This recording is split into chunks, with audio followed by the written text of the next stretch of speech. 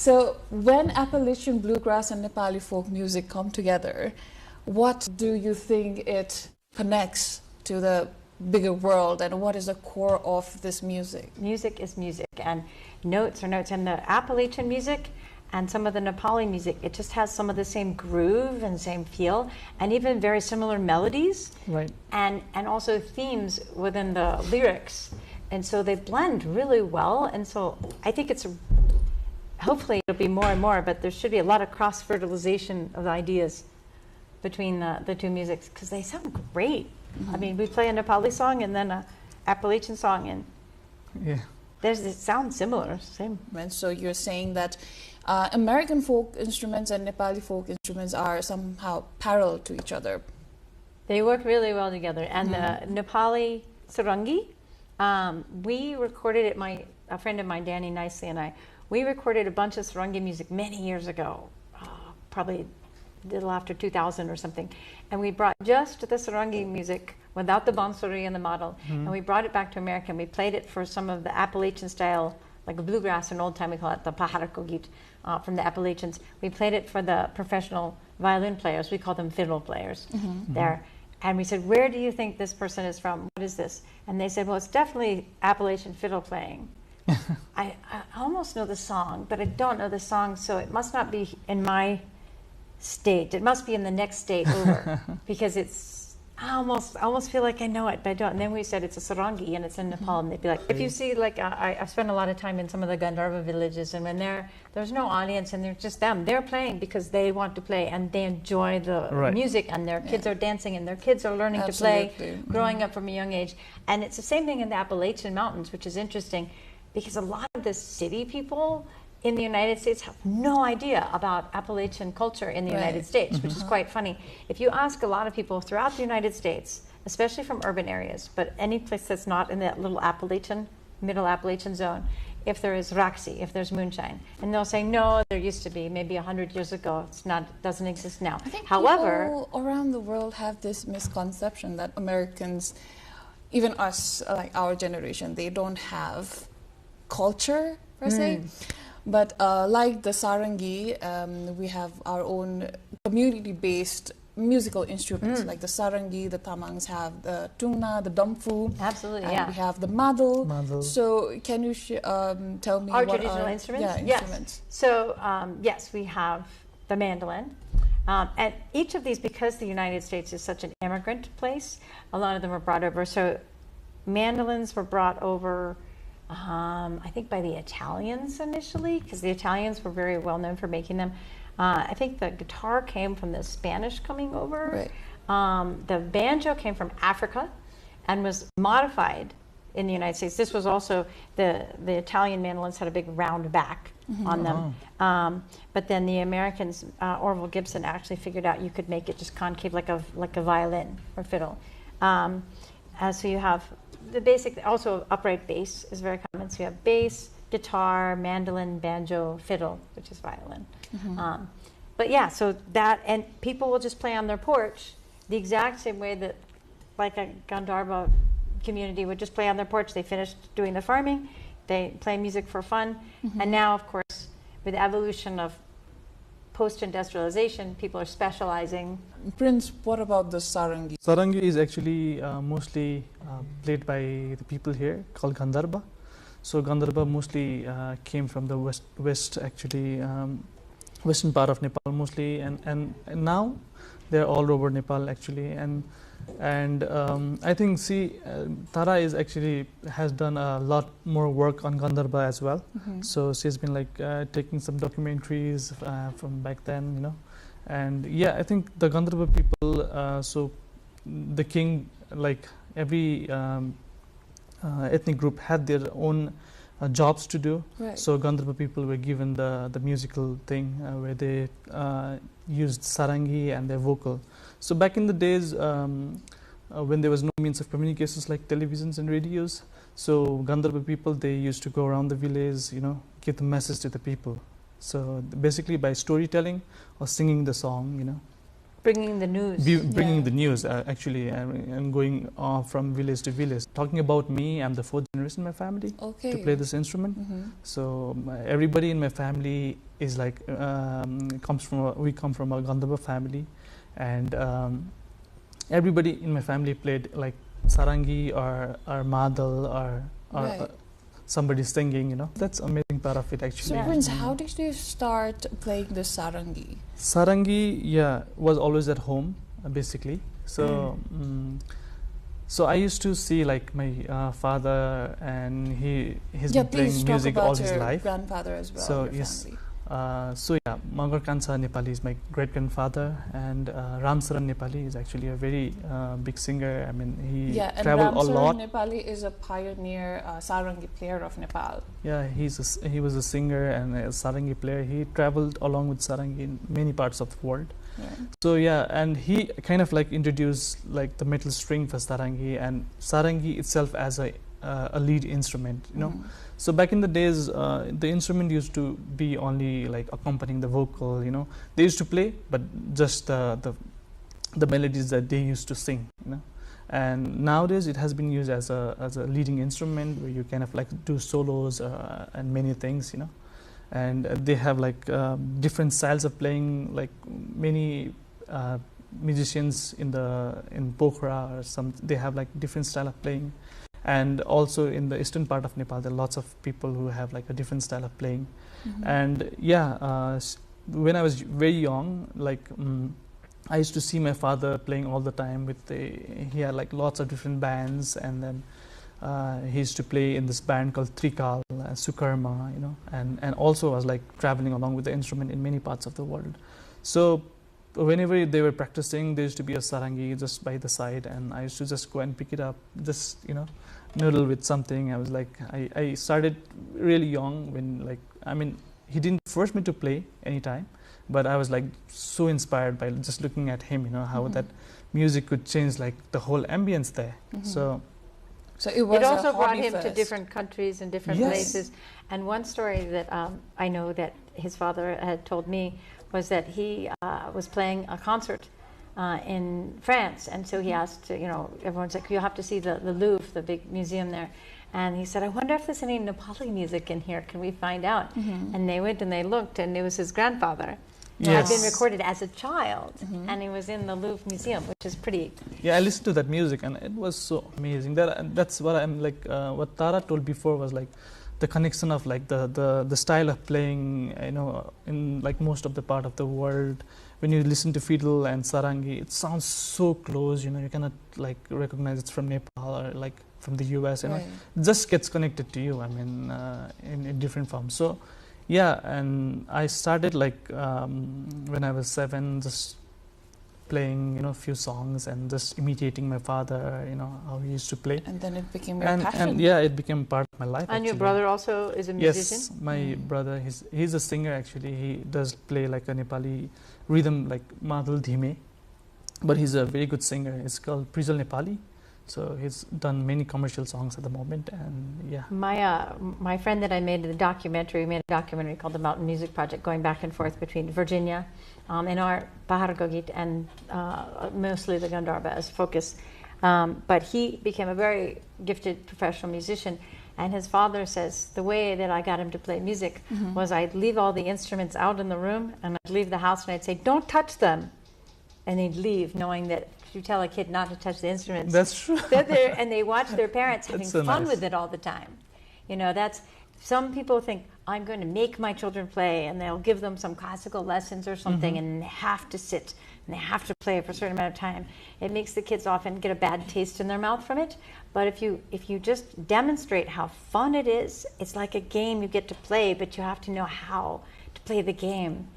Then all the kids want to play the game. They want to be involved. Right. And then also he got the extra thing where his dad was like, all right, don't touch that. And then as soon as his dad would leave, he'd look in and be like, this is very amusing to me. Like, you all the way from Virginia, you as an undergraduate student, you were here in the 90s in Nepal. Yes. So how did that happen, and how did you meet his father? Well, I have to say in the 90s, I did not I did not get connected with a Gandharva community yet. I got connected with the Newari community. So I was here as a University of Wisconsin student, and I traveled with an environmental NGO called ECA around Nepal, which was very interesting. I studied tabla with Homnath Upadhyay, who I ended up meeting his son at a gig after we played together in America. And I also studied with Shambhuji Mishra. But I spent most of my studies in Bungamati studying wood carving. I studied with Puniraj Tulador, which was quite an honor because he's a brilliant wood carver. And I lived with his family. And Shanta Tulador is now an amazingly good wood carver. And so is Purna Lakshmi, who's a female wood carver. And I believe one of the only full-time, like, really top-notch female wood carvers that I know of. Bungamati is actually the capital of wood carving in Nepal, right? So you've not only experienced the music here, but also the other arts and architectures as well. So how were you interested in the I mean, how could you not be interested in wood carving? Like, I came to Nepal, I didn't know much about it, and I saw it, and I was like, oh, I have to do this. Yeah, I mean, it just blew me away, you know, seeing them working. And I was like, wow. Can I learn that? And luckily, the University of Wisconsin at that time had a program here, which was very open-ended and pretty much let us study anything, as long as we wrote a 100-page paper at the end. And so I ended up writing my paper just about Bungamati and anything I could find about it, because I spent most of my time carving wood. And then at the end, I was like, oh, I have to write my paper. It sounds amazing, though. It's an amazing opportunity, and I still am connected with them, and they're like family now, because I've known them since they were little kids, and now they have kids, and their kids so are this early connection in your life with Nepal's art and culture is what inspired you to do music. I actually decided to become a professional musician when I was at Kopan doing a meditation retreat, and I was not meditating very well. I was not having empty mind. Instead, I would sometimes giggle, and I was thinking about what I really wanted in my life, and I decided I wanted to be a musician. And I was studying tabla at the time, and the more I got good at tabla, the more I wanted to play melody and rhythm again from strings, because I was a guitar player growing up. And then I decided I love to travel, and I love to be able to walk up the mountains and fly different places. So I realized a mandolin could do everything a guitar can do, but it's more travel size. And so I was sitting there pretending to be meditating on emptiness at Kopan, and I was actually thinking, yep, I'm going to buy a mandolin as soon as I get home. That's what I'm going to do. So my experience with a silent meditation retreat at Kopan for 2 weeks was I became a professional mandolin player. Wow. I don't think that's what they hope for everyone in meditation, but that was my result. So moving to Prince, so you come from a very musical family, a family with a rich musical legacy. So how do you experiment and relate between something like this instrument right here, mandolin, and with someone lively as Tara? Like, how do you connect and balance between tradition and experimenting? A very good question, actually. So for an artist like coming from a very folk traditional playing background, you know, so actually my family has been very inspiring in that part, where you basically kind of like experiment with so many things. And as I told, like my grandfather, he kind of like started with some back then, like sarangi strings, you know, used to be a gut string, like made from intestine, like sheep intestine strings, you know. And slowly, like we nowadays, I think we like really use those strings. And then in few places we do, but and then it turned into a nylon string. People do play nylon string as well at the moment. And so we moved to a metal string, which is very easier to travel with and very reliable on terms of like doing big concerts, you know. So as we have to like mostly travel, play with a different kind of music, you know, I kind of like crafted my own style, where I kind of like want to jam with some other musicians. And I probably like got very inspired from my father, because he used to travel around and play with so many other musicians, you know. So all over it the was world, yeah. all over the world. I mean, he was like, I got so inspired from him. Yeah. So, and he used to sometimes jam with the mandolin, sometimes with the violin, and sometimes with some percussion. I mean, I saw so many musicians in my life where he kind of like connected to me, and then like. And I think his family, all the members of his family have pioneered some of the new technology, and now it's taking off about, you know, putting a pickup on Yes. an instrument, playing it with a standing up stand, playing with a strap, playing, Yeah. and the same thing with our traditional music in Appalachian bluegrass and old time music.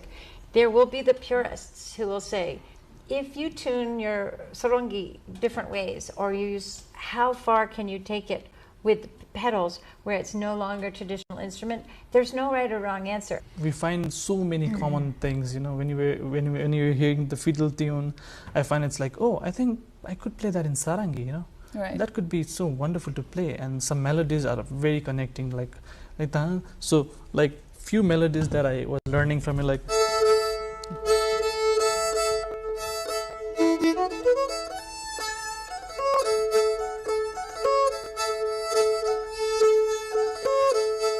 Hey.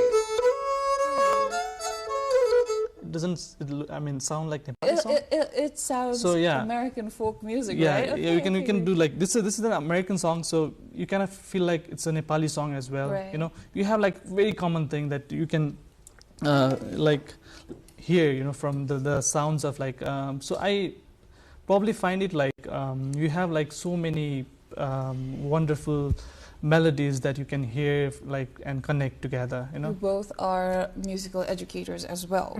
Yes, So I do. how are you trying to preserve these traditional musical instruments and folk music all together? Well, I just love to teach. I love to inspire. So I will, often people will come to me and they may even say, I want to learn rock and roll, I want to learn. And I'll say, great, we'll get to that. But first, let's try some Irish tunes and some bluegrass tunes and maybe a Nepali tune. And so I introduced them to a buffet table, is what I think of it as, of like, you know, when you go to a buffet and it has different kinds of foods. And I say, Variations, yeah. why don't we play some gypsy jazz, and we'll play some bluegrass and some old time and some Irish and some Nepali. And then you can taste the flavors. And 90% of the time, they taste some of these traditional flavors and they love it. Yes. And they want to play more. And I don't know true. about you, how would you go approach? So I think first of all by playing mostly inspiring people. So that's how I go first. Like first of all, I think I have to be like inspired just to play this instrument first of all, and then I can inspire other people as well. It's not always the easiest way to make a living, music, Yeah. but And it's I very fun. feel like everyone should Try it. try it. Yeah. Like just one musical instrument or go for singing. I think of course, I mean, if you are in Nepal and then also like any part of the world actually, you have like, I'm talking about Nepal, but you have like so many different instruments in Nepal that you can learn, and you can just like sarangi is one of them, and you have tungna, you have arbazo, you have madal, you have basuri, so many different instruments. And I think one of them should just give it a try, or just, you know, just as a hobby. I mean, it is like fantastic when you're playing music and trying to like play with other people as well, you know. What would you like to tell the world about folk instruments and folk music? Do you want to share something to the world, and do you have a message to them? Yeah. Play music Play and music. follow us. Yeah, buy follow our us. CDs and Yes, listen of to us course. on Spotify, of course, Yeah. and you know all of those things. Do you have to say something? iTunes, Yeah, whatever. actually, yeah, same as Tara. You just listen. I mean, have fun. Just pick up an instrument, play. You know, just get one instrument, and then I think more of it is like we're trying to do some like part of having fun is one thing, but we also kind of like inspire people like just to pick up an instrument. You know, just to have fun with it actually. So yeah, And even just follow your passions, even if it's not music. Perhaps your passion is drawing, painting, yes, wood carving, any kind of pottery, just things that but make create something. Do something that brings you joy. joy. Yeah, that's true. Do That's something true. that brings you inspiration. Yeah. Okay, that is all for today, folks. Thank you for sharing your story and your sound with us, Prince and Tara.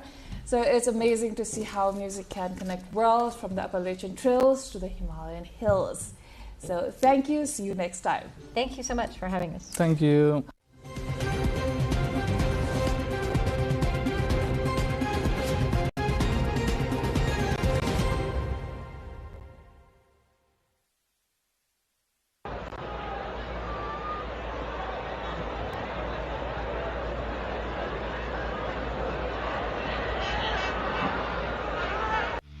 Only after 6 decades of the institutional development of the now popular game of cricket did Nepal get the opportunity to play in the World Cup.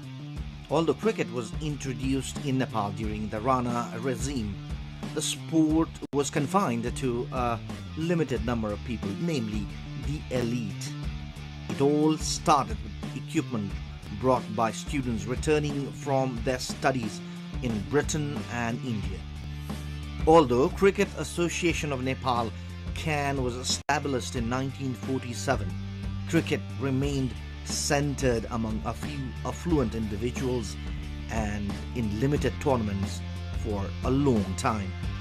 Starting with the Bishnu Trophy in 1948, tournaments were limited to competitions like the Madan Memorial Sealed, Jugal Kishore Trophy, Rammani Trophy, and later the Jaya Trophy. Even as the sport expanded outside Kathmandu Valley, it took decades for cricket to develop at the grassroots level. After the International Cricket Council (ICC) granted Nepal affiliate membership in 1988, Nepali cricket embarked on its international journey. The rule of mandatory participation in tournaments by the ICC and the Asian Cricket Council (ACC) opened doors to international competition for Nepal. After participating in the Under-19 Asian tournament in Hong Kong in 1996, Nepal has not looked back. Winning titles at the Asian and global levels, Nepali cricket team continues its journey towards the pinnacle of world cricket.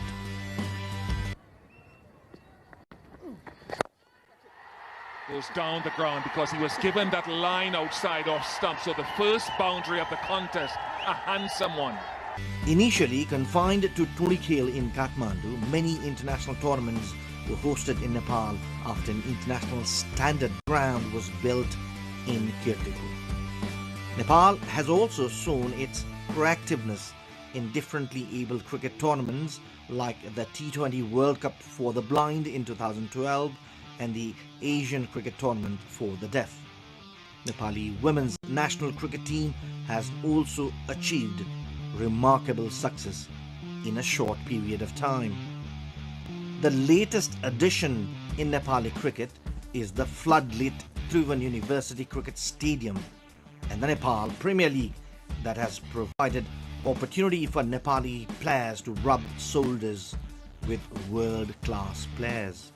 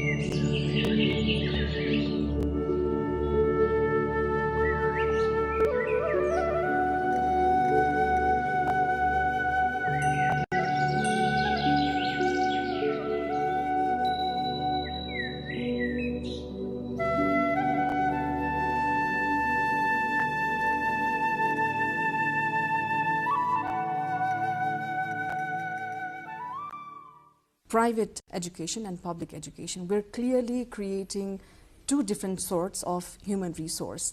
And then it ultimately culminates into sending two types of workforces as well. We're creating workforces, one for the Gulf nations that solely work to make a living, the other to the developed countries who either go there for education, higher education, or skilled jobs.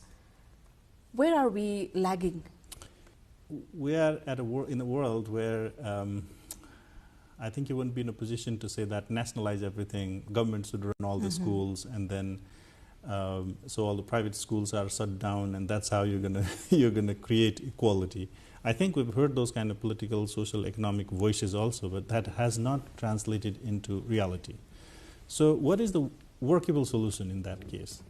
It's only that we improve the quality of public schools. It's only through improving the public school system that you can bridge that gap. What do you need to do? There are a lot of things. Invest in infrastructure, like healthcare we talked about. We need to improve the infrastructure of education. We need to continue to provide support to educators. With this recent change of federalism, there has again been the gap created where the school teachers feel there's lack of support system now than it used to be in the past, which is very unfortunate.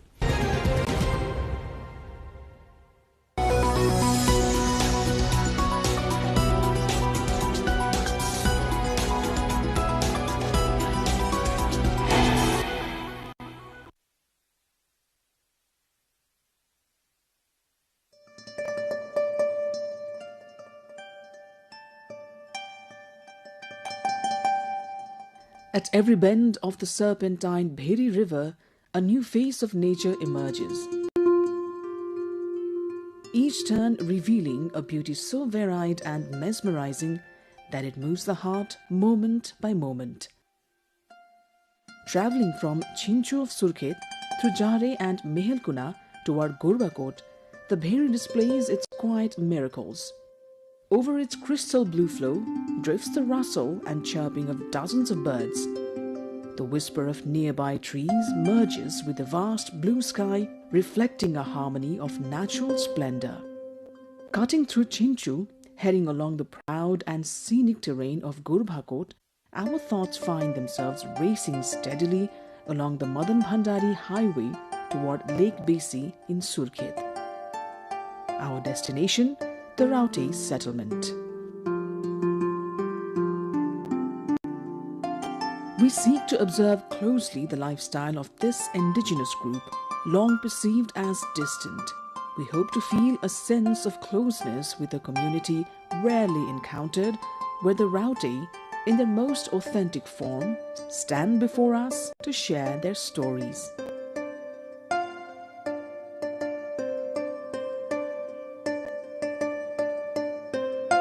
The Raute have cultivated a unique identity as Nepal's nomadic ethnic group. If someone in their settlement dies, they immediately abandon that location and do not return for 10 years, a tradition that makes permanent settlement extremely challenging. Their temporary homes are built by fixing wooden stakes into the ground, tying cross pieces, and covering the structure with old cloth and tarpaulin. सधैँभरि यो पुर्खा मेरो पुर्खौली त्यस्तो छ त्यस्तो नभइदिए भए एक ठाउँमा बस्ने थियो एक ठाउँमा नभए यो हजुरलाई हल्दुवार यो घर बनाउँछौँ त्यस्तो घर हामी मन पर्दैन मेरो मन परेको यही यस्तै चिरपाल तागा तागाको राम्रो हुन्छ हामीले यस्तै मन पराउँछ यही गाडो लगाएर राम्रो मान्छौँ अब पहिला हेर्न जानु पर्यो पहिला जान्छ त्यो हेर्न तपाई आफै यो हामी आफू त जाँदैन केटाउरु जान्छ त केटाउरु गएर फेरि हेरेर ठाउँ राम्रो छ कि नराम्रो छ कि भनेर ठाउँ यो जहाँ ठाउँ राम्रो भयो चाहिँ जाने यस्तै पाखामा को बस्न सक्छ र यस्तै समूह जग्गा त चाहियो. Especially during winter, protecting themselves from the cold becomes difficult. They sleep on the bare ground with only thin tarpaulins, not enough clothing to cover their bodies fully. Men wear a loincloth and wrap their backs with coarse cloth, knotted in front and falling to the thighs, with a cap or a small turban on their heads.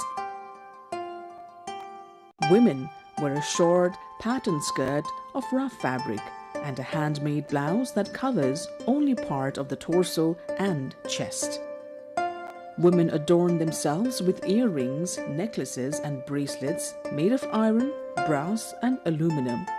When we visited in late Kartik, the cold had already set in, yet the Rauti sat on the ground as usual. Even when ill, they rely solely on their chieftain, traditional healing practices and herbal remedies. The Rauti tell that the community consists of 3 clans, Katyal, Raskoti and Samalvanshi Shahi. According to the National Census of 2021, Rauti population stands at 566. It was 618 in the 2011 census. बात यो कोही मान्छे यो पहिला त आया थिएन अब आजभोलि त यो चामल पनि आउँछ भट्टा पनि लाग्यो हो कि होइन चामल पनि आउँछ यो तिरपाल पनि आउँछ ब्ल्याङ्केट आउँछ खाना पुग्यो त भइयो अब भोकै मरेको छैन के अरे बाहिरबाट आयो भने कामधारी त गर्नु पर्यो हो कि होइन त्यो काम कुसी बनाउनु पर्यो मधुस बनाउनु पर्यो खाद बनाउनु पर्छ अब दराजहरू हामी बनाउँदैन हजुर. Traditionally, the Rauti have lived in the forests, ravines and riverbanks of districts like Dailek, Jajarkot, Surkhet, Acham, Salyan, Dang and Kalikot. They dwell in the wilderness, hunt monkeys and carve wooden utensils which they exchange for grain in nearby villages. It's a cycle that sustains their livelihood. The Rauti have distinct marriage customs. After marriage, a separate area is set aside for the couple. According to Rauti belief, a widow should not remarry after her husband's death. Marriages occur strictly within their own community between Rauti youths. Apart from cooking pots at home, an axe for cutting trees, and a chisel-like tool for shaping wood, the Rauti do not store belongings. Men prefer to hunt monkeys using traps, while women gather wild roots and tubers.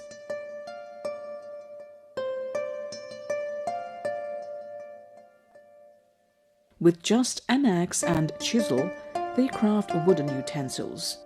Once, the Rauti believed touching money would bring misfortune. They also avoided speaking with outsiders. But today, they readily ask anyone for money, an indicator of the slow transformation in their lifestyle and consumption habits.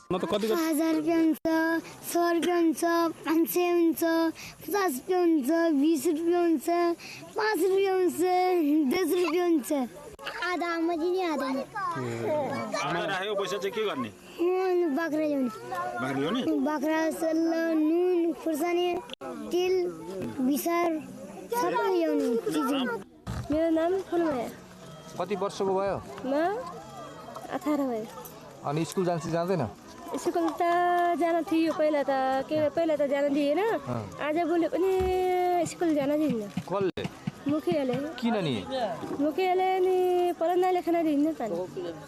किन होला त त्यस्तो? खै के पो होला नि मुखियाले दिन्न नि. र पढ्न जान त मन त लाग्छ तर पढ्न दिन्न. In recent years, increasing dependence on alcohol has begun to create serious health issues within the community. कहीं न कहीं यो यहाँ जंगल में बैठने बाजार हेर्न जाने बरु चिस्टोडा माडा माइने मान्छेमा कसैले बाजार को नशा हुन्छ त्यो नाश हेर्न जाने कसैले यो मौसुक लाग्छ चिस्टो मौसुक यो जंगलबाट मौसुक हेर्यो भने झन् आउन मान्छे यो मेरो परिवर्तन नगर्ने मान्छे परिवर्तन गरेको कहिले पनि राम्रो भन्दैन हामी मेरो पुर्खैबाट यो परिवर्तन नगरेको मान्छे परिवर्तन गरेको न यो पैसा चाहिँ आँखाले पैसा चिन्या त भइहाल्यो. Nepal's constitution not only recognizes the equal existence, rights and dignity of all ethnic groups, but also ensures fair protection, upliftment, empowerment and development of marginalized and endangered communities. The state has pledged equal distribution of economic, social and cultural opportunities with special provisions for the protection and advancement of disadvantaged people within minority groups.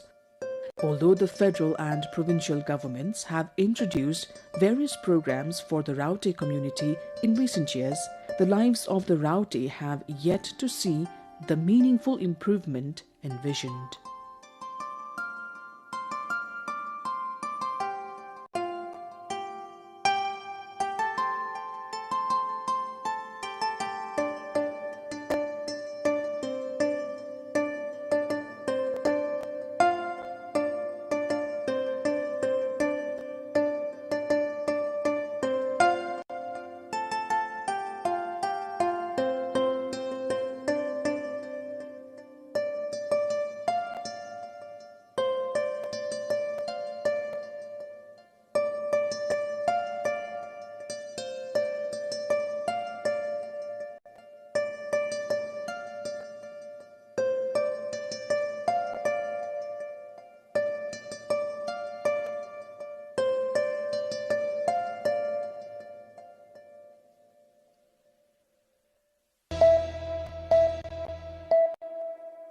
Dr. Coloni, as chair of AIN, you've spoken about regulatory frameworks that risk constraining the civil society.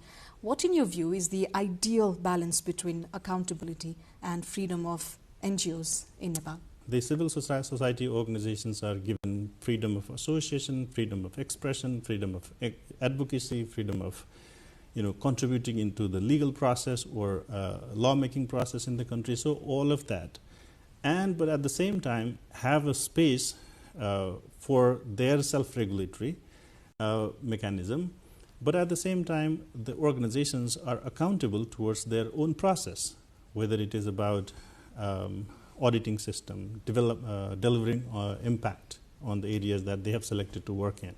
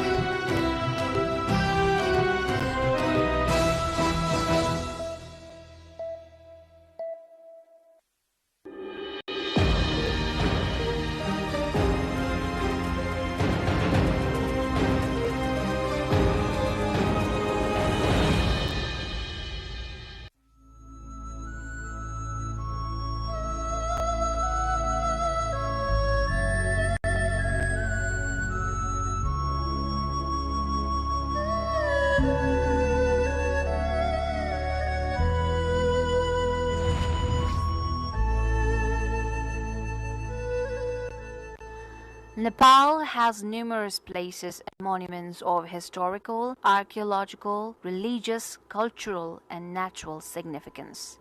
Among them, one is Bodhanath Stupa that lies in the northeast of Kathmandu.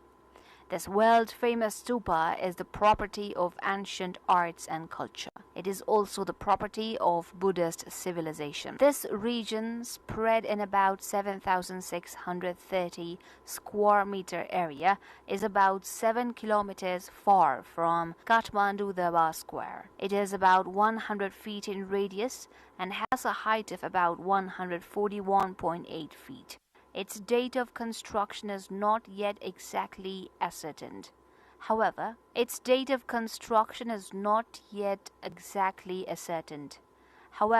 some theories based on some myths, chronology, and some written scriptures of Guru Padmasambhava are popular. The stupa, which is the largest stupa in the world, is believed to be constructed with the remains of Kashyapa Buddha in it. This stupa, also considered as the symbol of Trikal Buddha's heart, harbors thousands of devotees and visitors every day. Furthermore, with the enlistment of the stupa in the UNESCO's World Heritage List, its fame has skyrocketed. Despite the fact that majority of residents around the stupa are from Tamang community, there are also people from other communities like Newar, Sherpa, Brahmins, Kshatriyas, Tibetans, and so on. This very feature symbolizes unity and diversity.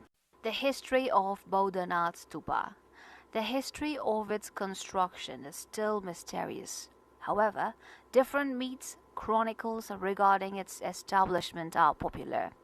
As per the scripture of Guru Padmasambhava, Bodhanath is called Jarung Kashor in Tibetan language.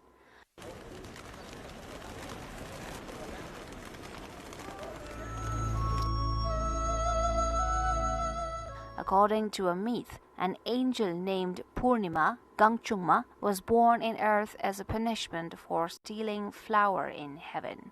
She was born in a place in Nepal as Jajima, a daughter of poultry farmer. Later, when she grew up, she got married to a horse trader. After the birth of a son, the horse trader died.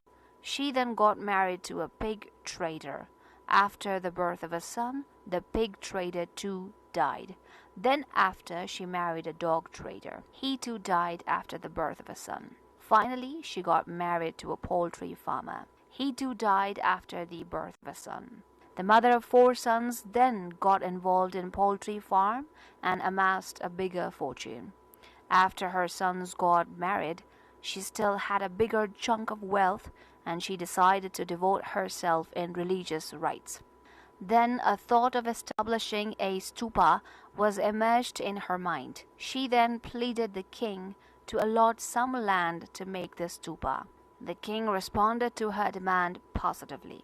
However, a widow willing to perform a larger kind of pious work was intolerable to the wealthy people of that community. They then went to the king pleading him to stop the project. Since the king had already promised her, he denied going as per their request. Due to this reason, the word Kashwar was added to the name, which means slipped promise. And finally, it became Jarung Kashwar. In Tibetan language, Ja means a year of the bird. The construction was said to be initiated and ended in the same year of bird after 12 years.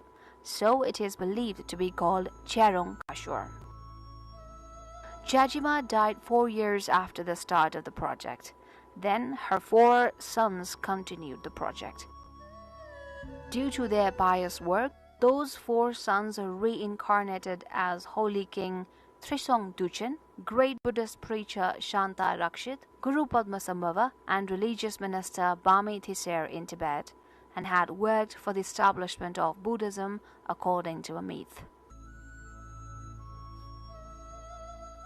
According to a belief, Bodhanath Stupa was constructed in around 5th century. It is said that the stupa was discovered in the era of Lichavi king Shivadev. Some Buddhists believe that, like Swayambhunath, Bodhanath was also self-created. According to a chronicle written by Daniel Wright, the stupa was constructed by King Manadeva I, which was started in 464 AD and completed in 505 AD. It was later destroyed by Mughal king and later reconstructed. It is coated with thousands of grams of gold. Water is filled in the stupa's pond in every 12 years, and in every 12 years there is a carnival to observe the Bodhanath pond. During the carnival, thousands of Buddhist devotees, either local or foreign, visit the spot to see the pond and take the water out from the pond. It is believed that whosoever sees the pond and drink water from it will have his or her illness remedied, and healthy people will gain immunity to fight against the diseases. A Chinese lama is appointed by the Guti Sansthan that belongs to the government of Nepal, whereas the Ministry of Culture and Tourism has established Bodhanath Area Development Committee that looks after Bodhanath and performs all the necessary renovations of the stupa.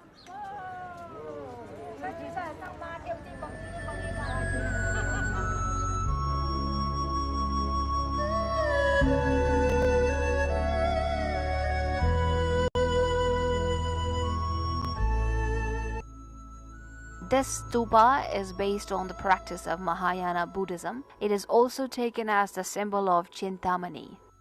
As per the Buddhist model of construction, bricks, mud, stones, wood, copper and gold were used to construct the stupa.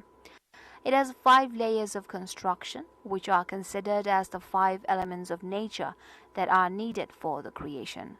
The upper portion of the stupa from the ground level is considered as the earth.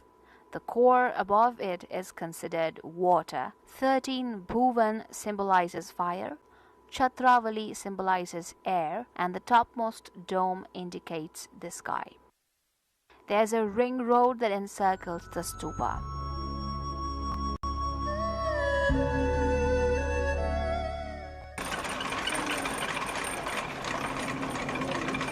Buddhists encircle the shrine chanting Om Mani Padme Hum.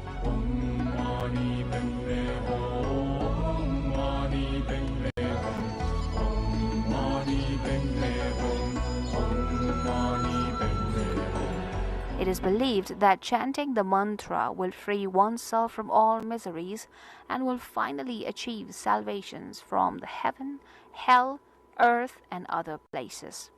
There are 6 such places in total according to Buddhism. Different statues of Bodhisattva are placed in different parts of the stupa. Mantras are written in each statue. There are 108 different parts in the stupa, and a statue of different gods and goddesses rests in each part. There are 108 total statues placed on those parts. Its dome is considered as the symbol of the universe. The 2 eyes in each direction is called Harmika. Harmika indicates the 4 noble truths and 8 rightfold paths. These peaceful and thoughtful eyes also symbolize knowledge and measures to rid from evil. It is believed that the gaze of the eyes will rid oneself from sex, anger, greed, attachment, jealousy, gluttony, and pain, and will take the mind to bliss, non-violence, and positivity. The question mark-like symbol below the eyes symbolizes nirvana, and the dot symbolizes wisdom. There are 13 more stories above the Harmika. These 13 stories indicate the 13 places after life that Bodhisattva crosses. After the 13th story lies a gold-plated copper lotus. The flower symbolizes softness, purity, kindness. Then after lies Chatravali's, which is considered as a protector of the stupa. The top part of the stupa is considered as the symbol of Sumeru mountain, which indicates greatness. It is believed that after reaching the peak, one is supposed to attain nirvana, shunyata. Buddhist devotees pray to the shrine, seeking welfare not just for themselves, but for the entire living creatures.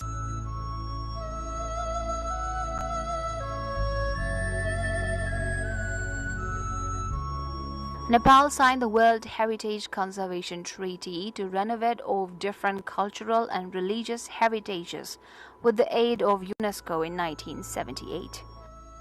By 1979, 7 places inside the Kathmandu Valley were listed in the World Heritage List. One of those 7 heritages is Bodhanath. Different festivals and jatras are celebrated in Bodhanath every year. Among them, one is Mamla Jatra. It is also called Azim Jatra. There is no authentic documentation regarding the origin of this jatra, yet oral tradition says it had begun in the 8th century after Guru Rinpoche Azim was established as the protector of this area.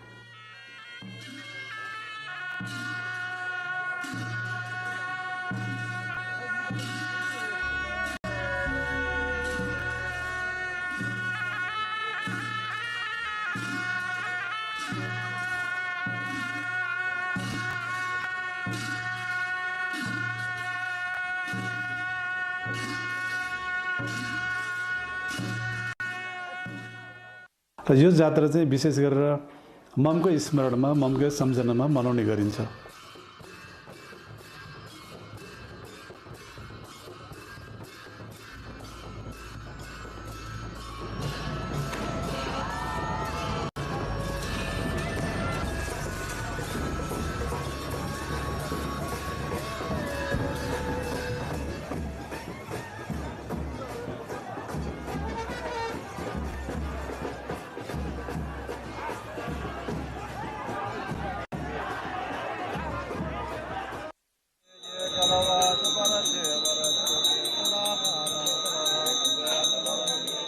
Likewise, a day before Chaitra Purnima, Temal Jatra is observed.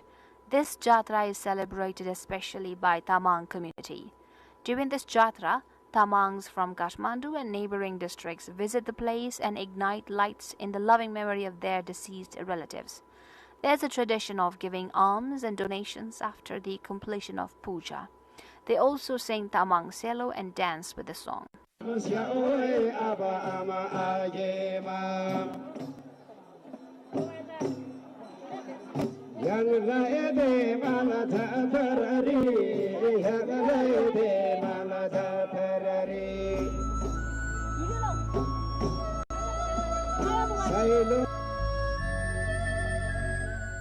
Vaisakh Purnima celebrates Buddha Jayanti. This is the day on which Lord Buddha was born, got enlightenment, and received Mahaparinirvana. There is a special puja on this day for the same reason. In the like manner, people perform plantation of paddy as the festival during the month of July-August. This Jatra is a part and parcel of Buddhist identity. People light lights in the memory of their deceased relatives on this Jatra as well. On Mangsir and Paush, October, November and December, January, people celebrate the Dasami Cheju Puja related to Guru Rinpoche. Losar, which is New Year, is also celebrated in a grand way. Special carnival is observed here during Sonam Losar. Similarly, after death of a Buddhist in the area, the deceased body is taken around the mortal remains is taken around the shrine and then cremated. It is believed that taking the body around the shrine will free the deceased person from all the worldly and afterlife sufferings. These festivals and celebrations are no doubt a continuation of Buddhist culture, but are equally useful in preserving the Buddhist culture as well as for the promotion of tourism. This World Heritage Site has religious, historical and cultural significance. It is our responsibility to promote this holy place as a beautiful tourist destination for the visitors from all over the world and work for the preservation of it as well.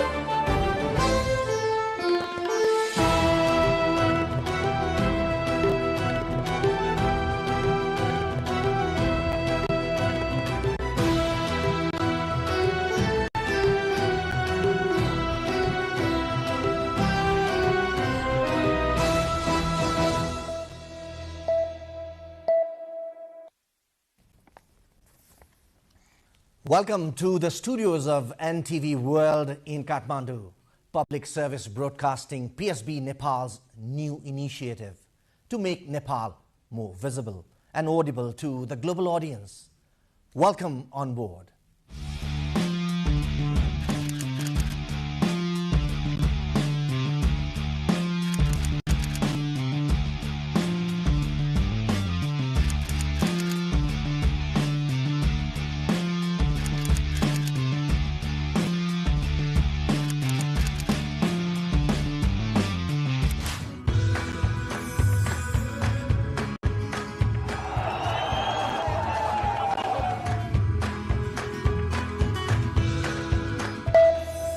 This is NTV World, facts that speak, insights that matter. Telling the stories of a changing planet. NTV World, Nepal's perspective to the world. Exploring the heartbeat of Nepali creativity. This is NTV World. The power of story shaped by technology. NTV World. Unearthing Nepal's hidden heritage. Discovering the timeless Nepal. Telling stories that endure across centuries. Where culture breathes, stories bloom. When the world moves, we make a sense of it. NTV World. Taste of Nepal. Every recipe, every flavor tells the story. Journalism in the digital age. Fast, focused, verified. Stories hold power. Stories reflecting life. Stories of the hinterlands. Reporting for Public Service Broadcasting. Reporting for NTV World. This is NTV World. Welcome to News Hour. This is NTV World.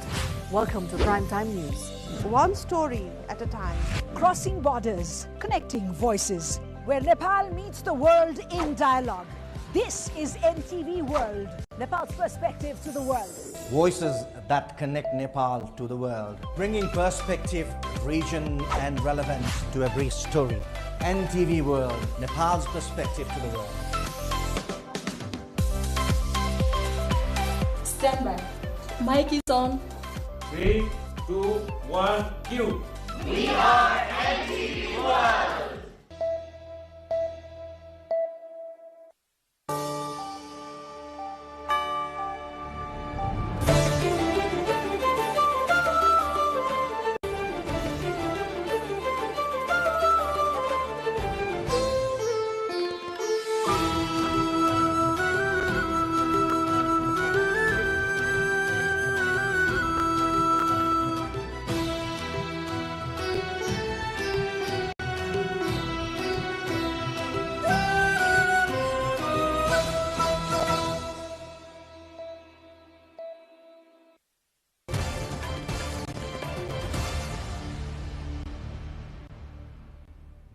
Russian President Vladimir Putin has started a two-day visit to India, where he will meet Prime Minister Narendra Modi and attend an annual summit held by both countries.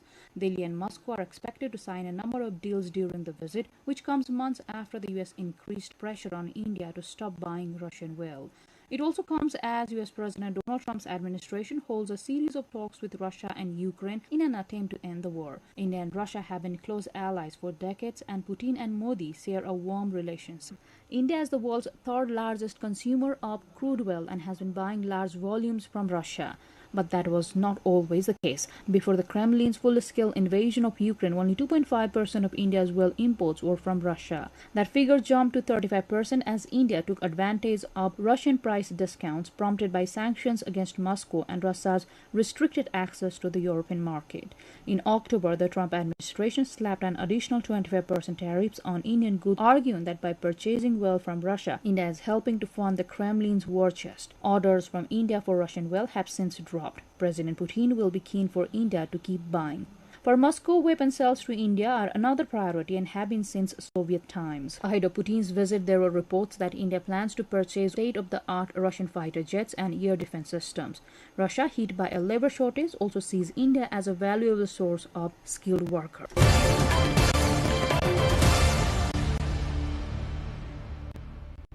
Chinese President Xi Jinping has called for efforts to steadily advance the comprehensive strategic partnership between China and France for an equal and orderly multipolar world. Xi made the remarks during a meeting in Beijing with visiting French President Emmanuel Macron in the Chinese capital the previous day.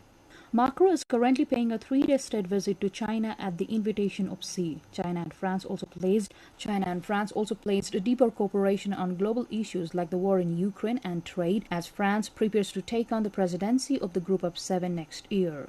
The two leaders discussed expanding cooperation in areas such as renewable energy, aerospace, and digital innovation. Macron highlighted France's interest in strengthening cultural and educational exchanges, including student programs and joint research initiatives. The French leader is seeking to involve Beijing in pressurizing Russia towards a ceasefire with Ukraine after a recent burst of diplomacy around a US-led peace. This is Macron's 4th state visit to China and a reciprocal visit following Xi's historic trip to France last year as part of the 60th anniversary of the establishment of China-France diplomatic relations.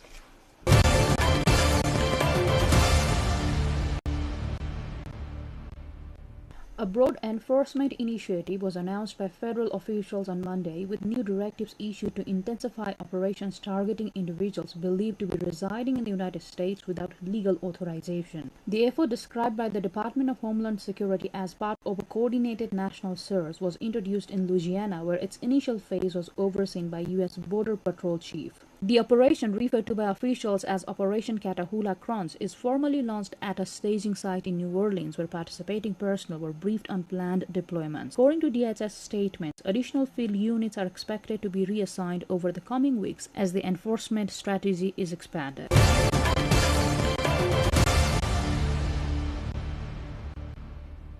Meta has started removing Australian children under 16 years old from its Instagram, Facebook, and Threads platforms a week before an official teen social media ban begins.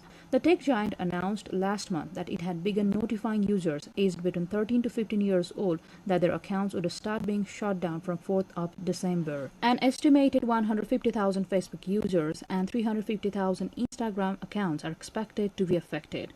Australia's world-first social media ban starts on 10th of December, with companies facing fines of up to 49.5 million Australian dollars if they fail to take reasonable steps to stop under-16s from having accounts. The government should require app stores to verify the age of users when they download apps and ask for parental approval for under-16s, Meta said, as this would eliminate the need for teens to verify their age across different apps. Last month, Meta said users it had identified as under 16 would be able to download and save their posts, videos, and messages before their accounts are deactivated.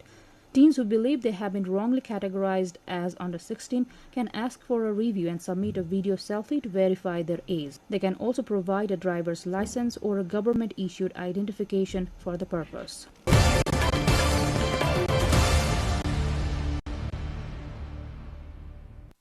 People joined a rally against former South Korean President's martial law attempt a year ago near the National Assembly in Seoul, drew citizens voicing strong opposition to the former leader's controversial move, which critics labeled an attempt to undermine the democratic processes. In contrast, another march by supporters of the former leader drew several hundreds, highlighting the sharp divide in public opinion over the issue. The demonstrations underscore continuing political tensions and the lasting impact of the former president's actions on South Korea's political landscape. Observers say the rallies reflect a broader struggle over democratic norms and the country's political future.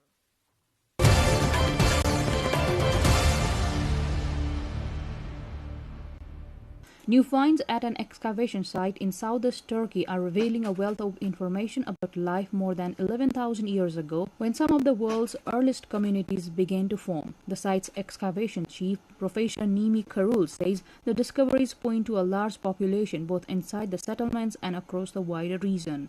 Artifacts including stone tools, animal bones, and fragments of early architecture have been uncovered, shedding light on daily life, diet, and social organization. Archaeologists say the layout of the site suggests complex community planning and specialized labor. The findings are expected to reshape understanding of how early settlements were in southeastern Anatolia of Turkey.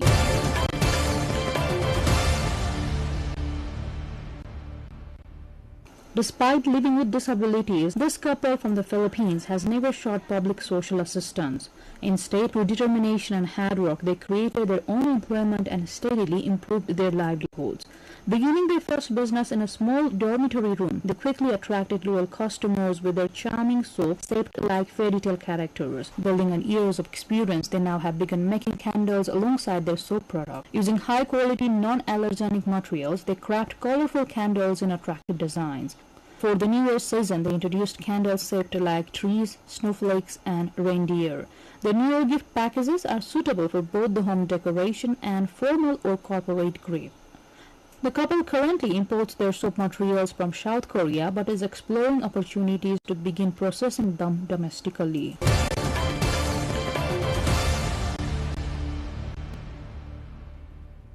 Giant National Museum officially opened in Abu Dhabi, unveiling a series of 4 exhibits that trace the United Arab Emirates' history, heritage, and rapid development.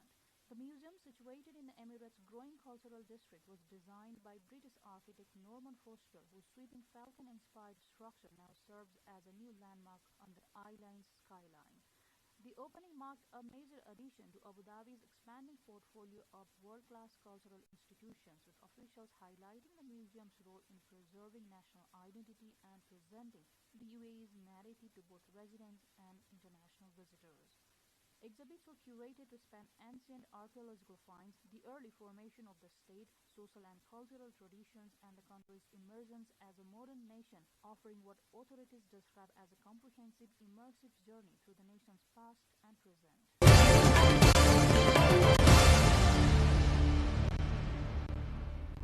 The Olympic flame has been officially handed over to Italy during a ceremony at the historic Pan-Athenic Stadium in Athens, a site that hosted the first modern Olympics in 1896.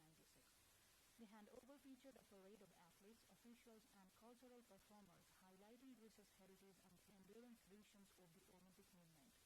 Following the ceremony, the flame began its tourist relay across Italy, visiting major cities, landmarks, and sporting venues, with selected torchbearers including athletes, community leaders, and even ambassadors of sport.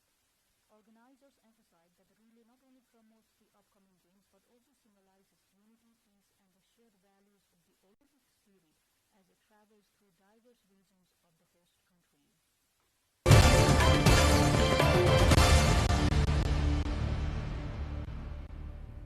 Robots designed to utilize artificial intelligence are capturing attention at a trade show showcasing state-of-the-art robot technology in Tokyo. The International Robot Exhibition kicked off at a venue in the capital's Koto Ward on Wednesday, bringing together more than 670 businesses and research institutions from Japan and overseas. The booth of major Japanese machinery maker Kawasaki Heavy Industries has unveiled its latest humanoid robot, showed the remote-controlled android extinguishing a smoke fire with a hose and rescuing a toy cat. Major Japanese industrial robot manufacturer Fanuc is displaying a robotic arm with AI capable of understanding voice commands. China and the United States are also increasingly engaged in developing humanoids and robotic arms with advanced mobility with the aid of AI. This exhibition runs through Saturday.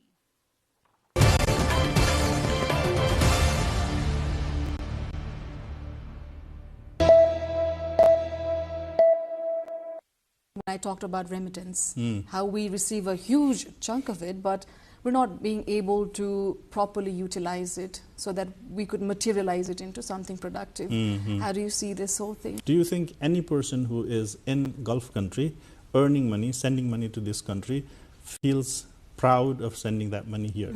Maybe he does, because he or she does, because they are able to take care of their families.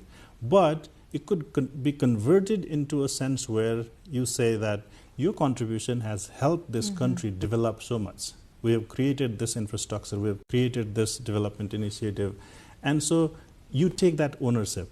And wherever you are, whichever part of the world you are in, whatever contribution you have made, if you feel like, oh, my contribution is actually, in fact, wherever I am, it is contributing towards development of my country, that would be much better. And so there can be some creative and innovative ways of utilizing that remittance, and also proper communication of how it is being used to those people who are contributing is equally important, I think.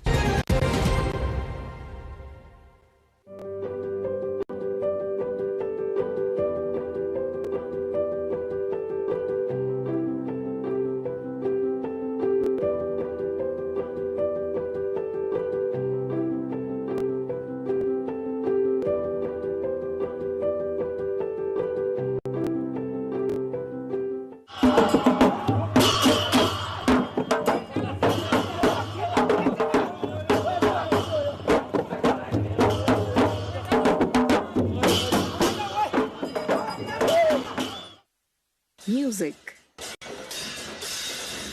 dance, food, art and devotion are the lifeblood of Newar culture, an ancient civilization rooted in the Kathmandu Valley of Nepal.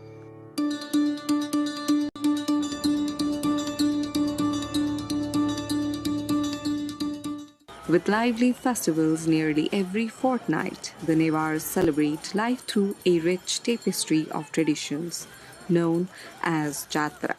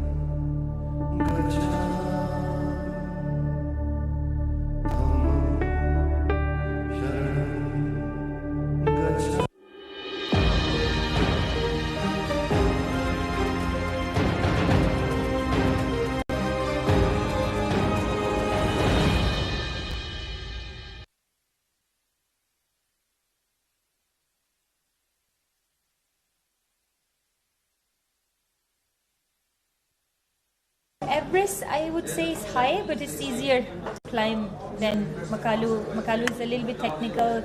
Kanchenjunga is very high. It's technical and it's isolated. Everest, you get internet on base camp all the time. Camp 2 is quite big. Camp 2, you get internet again. Now people even have internet on Camp 4.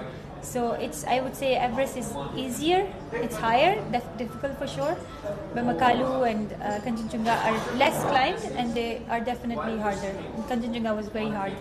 They have different challenges, but I think K2 is definitely more technical, more harder. So K2 has different challenges, but both mountains have different challenges. If I have to compare the two, K2 is more. I'm planning to climb Shishapangma in autumn because China sometimes doesn't give permits out. It's better to climb when the permits are being given.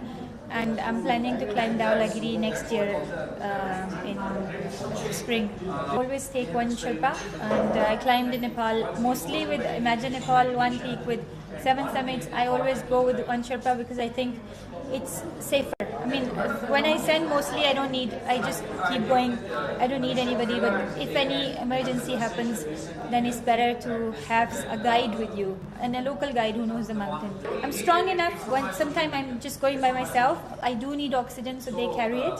But I'm a mother of 2 small girls, so I will not climb without the help of Sherpa. It's something usually mothers, like I haven't seen any young mothers on the mountain, so it's not easy to leave your young kids. Anything can happen. If you die, then who's going to look after the kids. But I have some sort of confidence. Maybe people will not agree, but I know I will come back down for my young girls. And usually people say, how can you leave your young girls behind? But when I'm on the mountain, I have a difficult moment. I think about my daughters, that my daughters need me, so I need to go back no matter what. So I put extra effort. I'm more focused just because I know I have 2 daughters home. So they've been my strength, not my weakness. I think collaboration is very important. Like you said, Pakistan and Nepal has most number of 8,000 meter peaks. We can learn a lot from Nepal when it comes to tourism because we are very behind. Your economy, you get in your GDP, most of the revenue comes from tourism. And we have beautiful mountains like Nepal, but we have very minimal revenue that comes from tourism. So we can learn definitely from Nepal, and the process is like everything.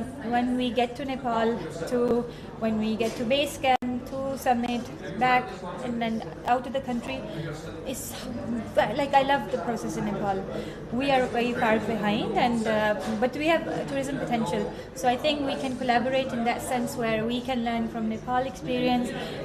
I don't see many Nepalis in Pakistan, so I mean we should like promote tourism of Nepalis also and Pakistanis coming also to each other's country. There's definitely room for improvement when it comes to collaboration between the two countries, and I know we love Nepali and Nepali also love us, so yeah, we need to make use of that. I think first time the process of coming in, because in Pakistan it was hard. Now it's improving. As soon as we come in, it was easy. People are really nice. I think most Nepali I met are nice, friendly. They know how to communicate, and yeah, I think that was the best part: the friendliness of the Nepali people and the kindness. Hardship for me personally is being away from family. So Kanchenjunga, for example, I said is isolated. It's very far from connectivity. So not being able to speak to the family, for example, was the hard. I mean, nothing that I had no difficulty from Nepal itself or the people from Nepal, but just being away from family and emotional difficulty. Experience has always been good. Nepali, if I say Nepali, I would say like धेरै राम्रो छ. मलाई नेपालको tourism मेरो experience धेरै मन पर्छ, खुसी लाग्छ नेपालमा. यस्तो घर जस्तो vibe हो. I've loved Nepal. This country has accepted me a lot, and it's a pleasure for me to be here always. If we talk about Nepal, I think it's more commercial, and I think the tourism in Nepal is like very fast in Pakistan, but now eventually Pakistan is growing as well. But if I compare Karakoram or Himalayas, Karakoram are more like steeper and more difficult, more technical to climb, and the specific region and the moving glaciers and everything that make them more difficult, and especially the change of weather. So I believe that the Karakorams are more difficult to climb. I've seen a lot of Sherpas in Nepal, in Pakistan, who come to climb a lot of mountains. Mero sabo sathiharu Nepalko, every season they come to K2 and Nanga Baba and Broad Peak to climb that mountain. And they are one of the lead climbers as well. So, in Pakistan, there is much respect to the Sherpas. In Pakistan is so good. Sherparu sabai धेरै मन पर्छ पाकिस्तानमा. यो जो same घर जस्तो लाग्छ. मलाई त तीनवटा कन्ट्री त मन पर्छ. तिब्बतमा अलिकति गाह्रो छ, यसको पर्मिटको भिजाको अलिकति गाह्रो छ. अनि नेपालमा त इजी, पाकिस्तानमा इजी हो. मलाई त राम्रो लाग्छ. It's more like Nepal or Pakistan friendship expedition, something like that. And I think it's a great idea. It should be initiated. And we are up, me, Sarvaz, Naila, we are one of the Pakistani climbers, and yes, of course, in Nepal there are a lot of climbers as well. So we can combine an expedition, we can launch it to Everest or K2, whatever it feels like. I climb Nanga Parvat solo, also Broad Peaks. Then K2 I have one Pakistani climbing partner. Sherpa in last one day, just and Camp4 to Camp4, I use Sherpa. जिस company में मैं आया था उन्होंने कहा कि नहीं आप अकेले क्लाइंब कर सकते हैं, लेकिन विंड बहुत ज़्यादा है, लेकिन आपको शेरपा लेके जाना पड़ेगा.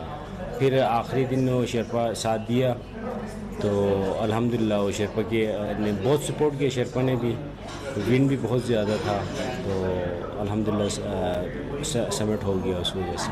इस माउंटेन इज़ नॉट डिफरेंट. मुश्किल वो भी है, मुश्किल ये भी है. यहाँ पे लोग कहते हैं कि माउंट एवरेस्ट बहुत आसान है, लेकिन ऐसा नहीं है. यहाँ के जो लोग हैं उन लोगों ने काम किया है, इस वजह से यहाँ पे आसान है. अदरवाइज़ आप ख़ुद से, जिस तरीके से हमने क्लाइंबिंग की यहाँ पे, ख़ुद से अगर क्लाइंबिंग करें, आप अपने जूता खुद पहने, अपने लिए पानी खुद बनाएं, अपने लिए रूट खुद बनाएं, तो ये बहुत आसान काम नहीं है. क्योंकि मैंने देखा है एवरेस्ट के अंदर, एवरेस्ट का Camp4 तक, बेस कैंप से Camp4 से समिट इतना ही डिस्टेंस बराबर है. तो डेथ जोन के अंदर आप 6-7 घंटा 12 घंटा आप रहते हैं, आसान नहीं है. तो हर पहाड़ का अपना एक खेल है, जैसा K2 है, K2 के ऊपर एवलांच वगैरह होते हैं, आइस फॉल होता है, रॉक गिरता है। यहाँ पे ये नहीं होता, लेकिन उसके बदले में फिर इसकी हाई बहुत ज़्यादा है, बहुत ज़्यादा हाई है और लंबा बहुत ज़्यादा है। तो इंसान है बहरहाल, वो क्या कहते हैं कि तकलीफ़ होती है हर जगह पे, हर पहाड़ का अपनी एक तकलीफ़ है। तो बहरहाल ये मेरे लिए बहुत अच्छा एक्सपीरियंस था।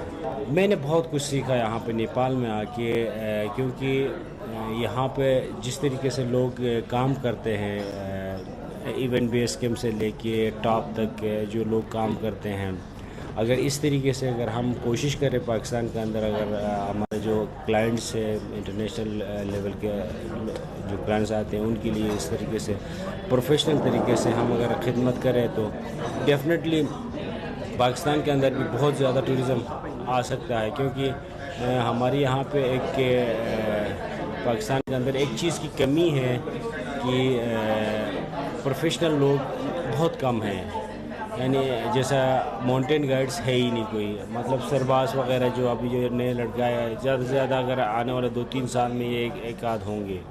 तो हमें इनिशियल स्टेज पे यहाँ पे किसी तरीके से हमें कोई ऐसा एक्सेस मिल जाए कि हमें कोई ट्रेनिंग्स मिल जाए, जिस तरीके से यहाँ पे लोग काम करते हैं इसी तरीके से अगर हम पाकिस्तान में भी थोड़ा सा अवेयरनेस के साथ अगर हमें 1 साल की अगर ट्रेनिंग दे दे तो अल्हम्दुलिल्लाह हमारे लोग भी बहुत ज़्यादा तगड़े हैं।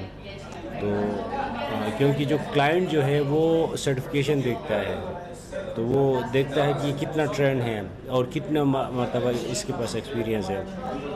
तो अल्हम्दुलिल्लाह एक्सपीरियंस तो हम लोगों के पास भी बहुत है, लेकिन सर्टिफिकेशन नहीं होने की वजह से मतलब फॉरेनर जो है जो हमारे ऊपर ट्रस्ट कम करता है। तो ज़्यादातर पाकिस्तान के अंदर भी नेपाल से जो शेरपाज है उनको लेके आते हैं और उनके ऊपर ज़्यादा ट्रस्ट किया जाता है, हमारे ऊपर ट्रस्ट कम किया जाता है। I like it when someone says you looks like a Sherpa, or you say that some or says you are like a Sherpa, you're like strong with Sherpa. I'm very happy because in this world, in this our climbing community, Sherpas like brand. Yeah. So I'm very happy when someone says you looks like Sherpa, you like Sherpa. Oh yeah, in 2021, in COVID time, he said, oh, Nepali or Pakistani passport. I said, oh, come on, man. I'm from Pakistan.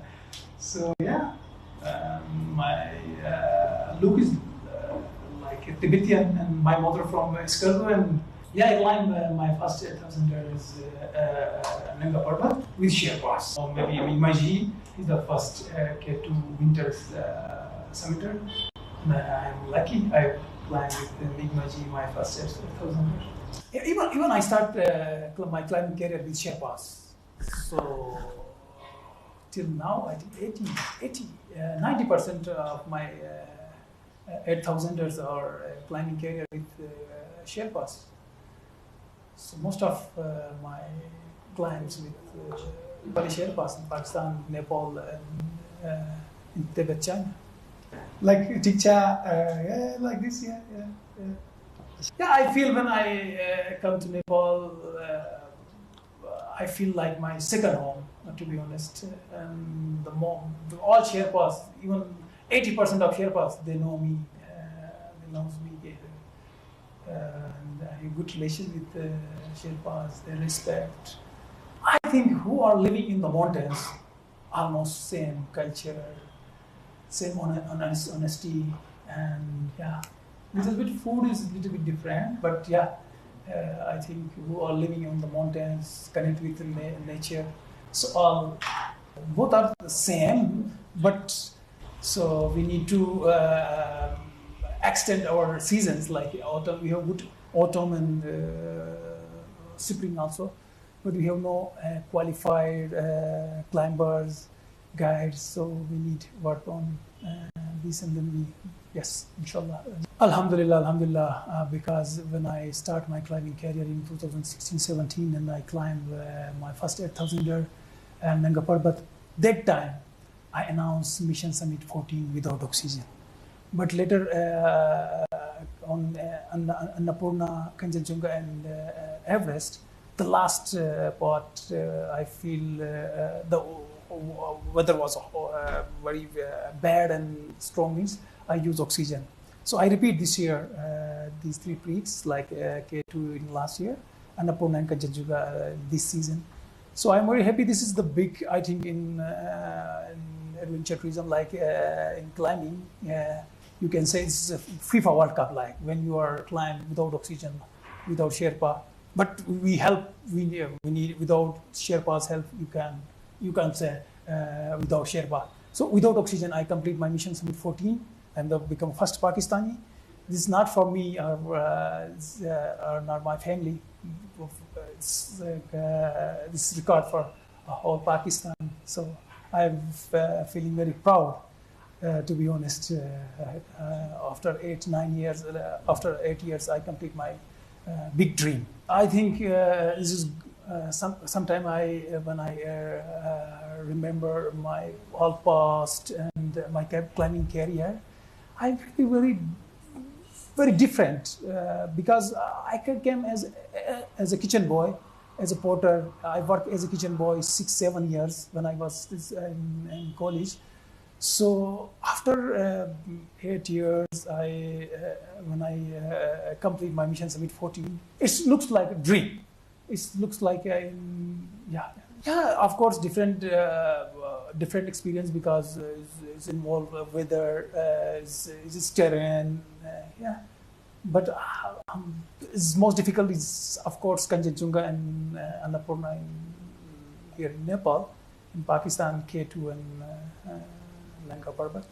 So every peak have different terrain, different hardness or it's difficult level is.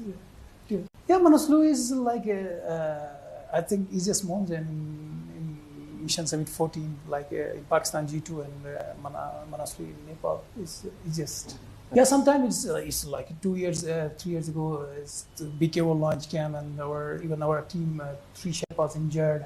Sometimes it's mountain is mountain. We can't fight against the nature like sometimes happen. Every mountain is like difficult level is different, but sometimes easy. You can say this is easy, but it's like remember in Shishapama last year in 2023, big accident there, and Gina from US Anna and one of the Lama, one of the best climber in Nepal. We lost. Sometimes it's happened like this. If you have manpower. Annapurna first. Between Camp 2 and Camp 3, you can't understand what happened. When you are climbing between Camp 2 and Camp 3, sometimes your breath level is like, I can't explain because I climbed 2 times, so I feel inside. So I climbed 3 times K2, but I think in Pakistan we have very strong climbers, but like trainings, even in here in Nepal, I think 3-4 big like NNMGA, IFMGA, like this institute, but in Pakistan till now, single person we have not certified, IFMGA certified, but I think in Nepal 80 plus IFMGA guides.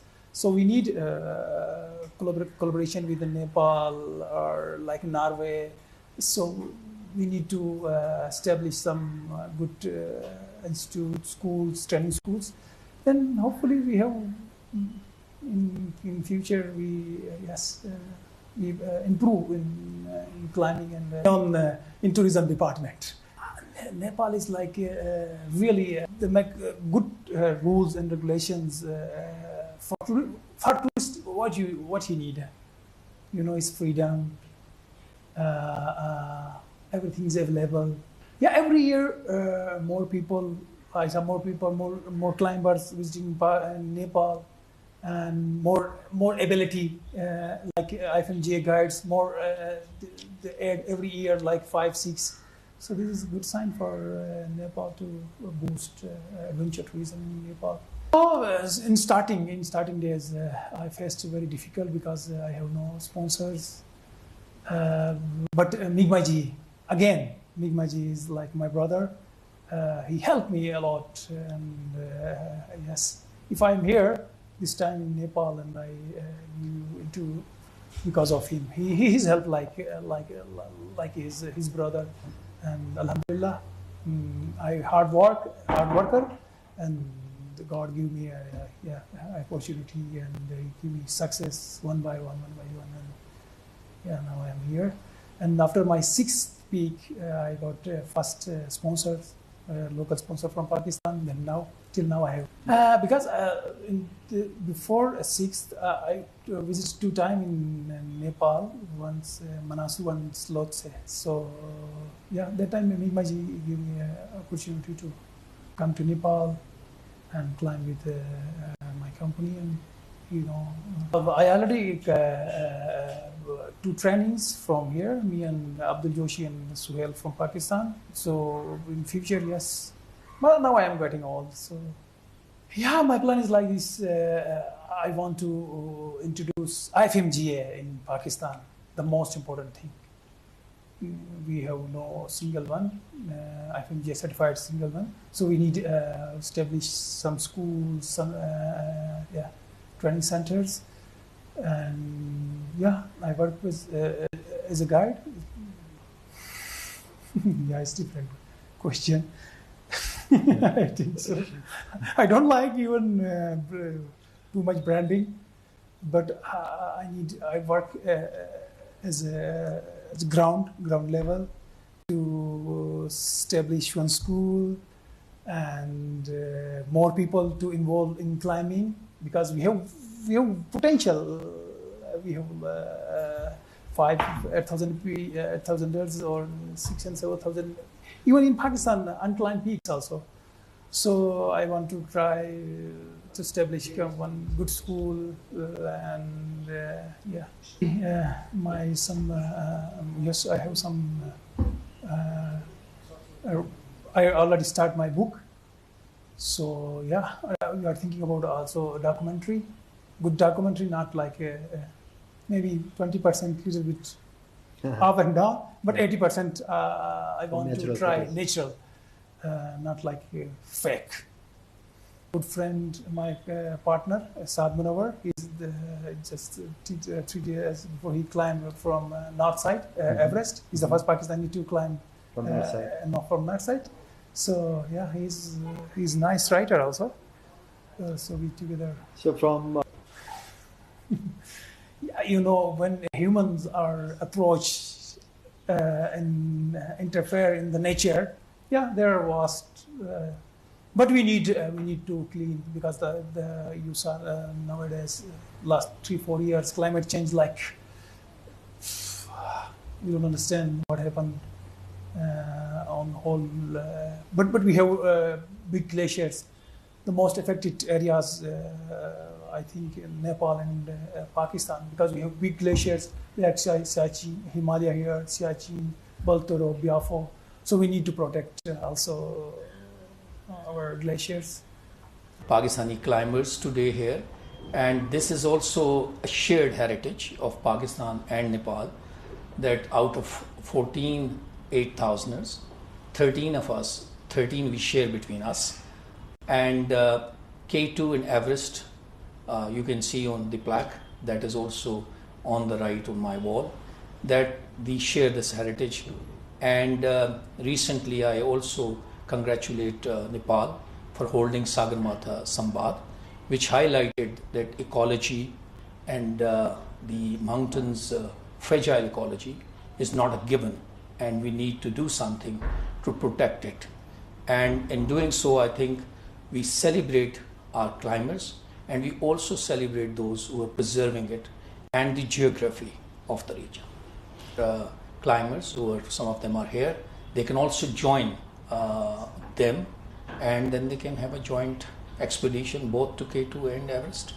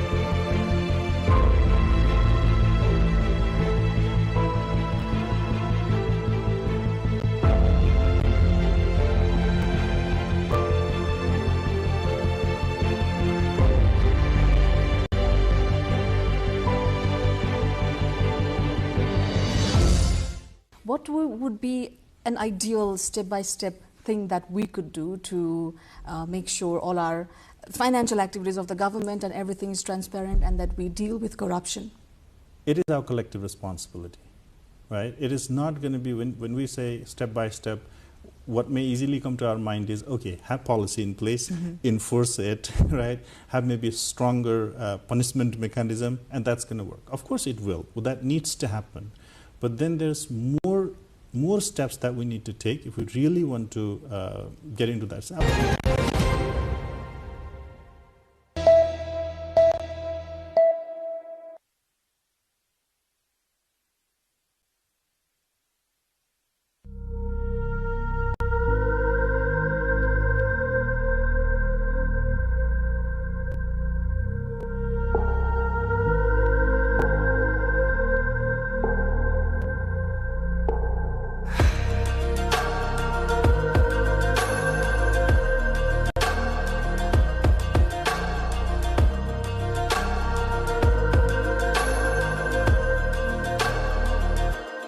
What if I told you a story of a place shrouded in mystery and steeped in stones?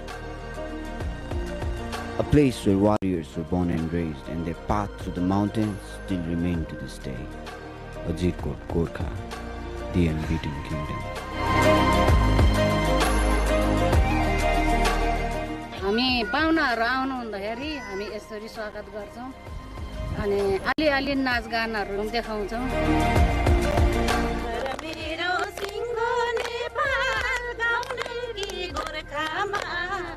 गर्व लाग्छ जन्मिएछु साँच्चै स्वर्गमा म त नेपालकी छोरी भन्छन् Gorkhali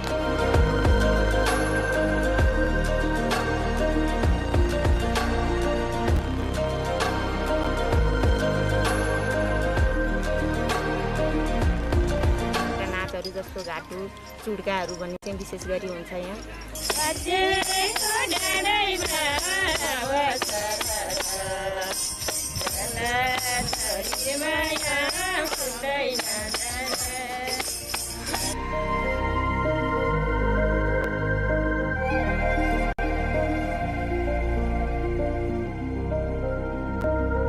For those seeking a luxurious escape, there are stunning lodges that offer an indulgent retreat amidst the rugged beauty of this place. But for the true adventurers, this place has it all, from trekking through dense forest of Nagapokari trails to exploring ancient temples and learning the rich history of the region. So, what do you fancy? Are you the solo explorer, or do you prefer luxury within nature? Or perhaps you are the one who seeks to witness it all. Well, after all, life is a box of chocolates, and this place is filled with surprises.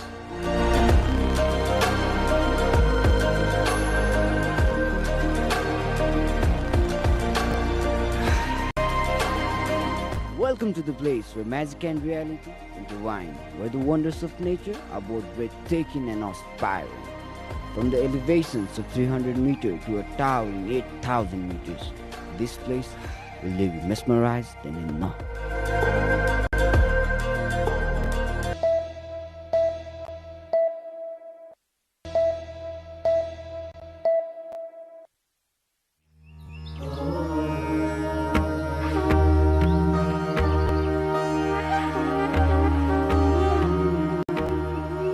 Pashupatinath is located in the eastern part of Kantipur city, approximately 5 kilometers away from Bagmati River.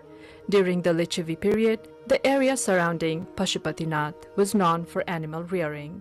This region includes Duasthali, Kuveshwari, Gaurighat, Chaba Hill, Ganeshtan, and Kotuwali, all of which are part of the Pashupatinath area.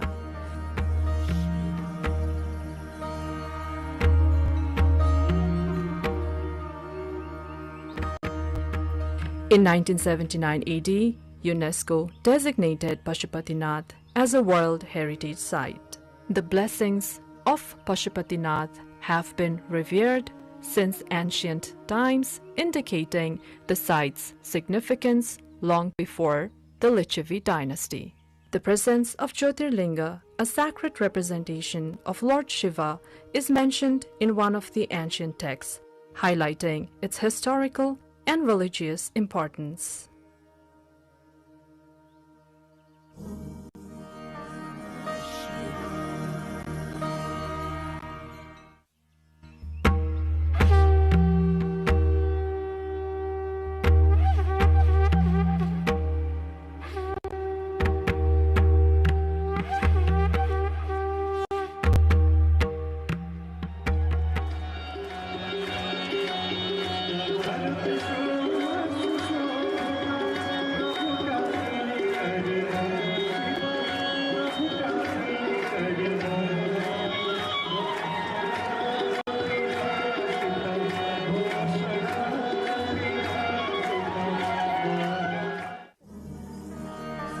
In the Gopal Raj dynasty, King Supuspadev described Pashupatinath as Varna Vyavastha.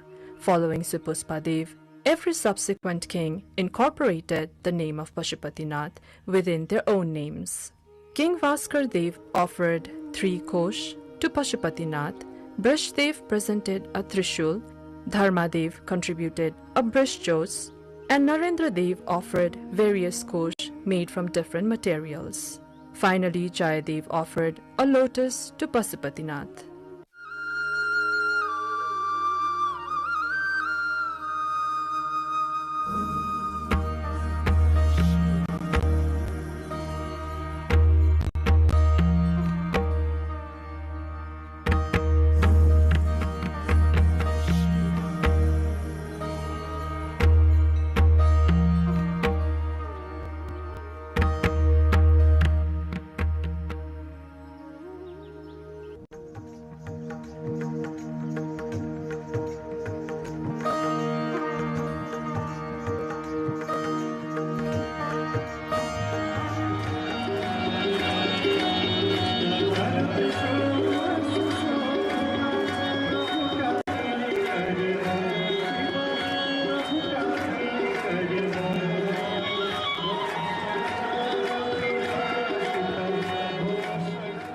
In 1473 BS, Jyoti Malla renovated Pashupatinath. The priest Nityananda initiated the removal of the 3-story structure of Pashupatinath and reduced it to a single story.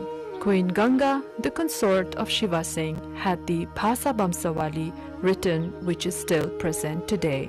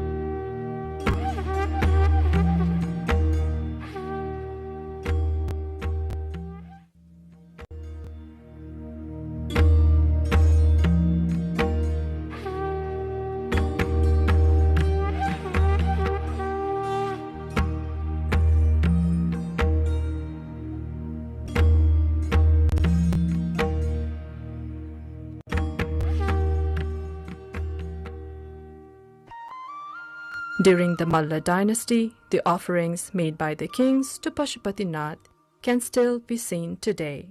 Among these offerings, Lord Shiva at Pashupatinath received a copper roof, and Chadi and Kamal. Finally, King Jai Singh presented a gold-made mekhla, and a grand jatra was conducted.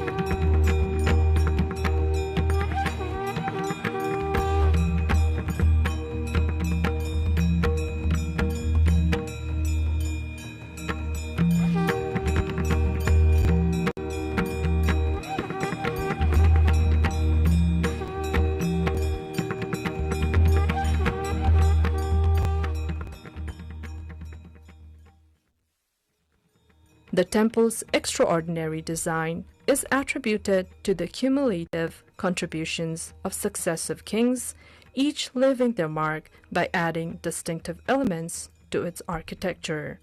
This rich history of royal patronage is a primary factor contributing to the exceptional and intricate design of this revered temple.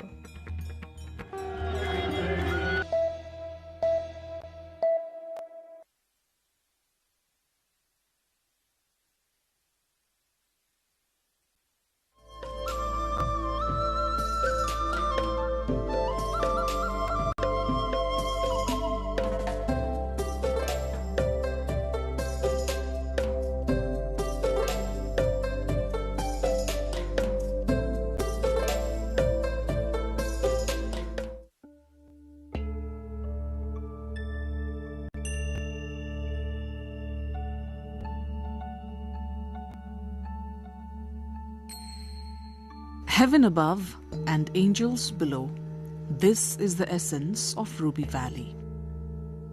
Nestled in the northern part of Nepal's Dhading district, Ruby Valley is a hidden jewel surrounded on all sides by majestic mountain ranges.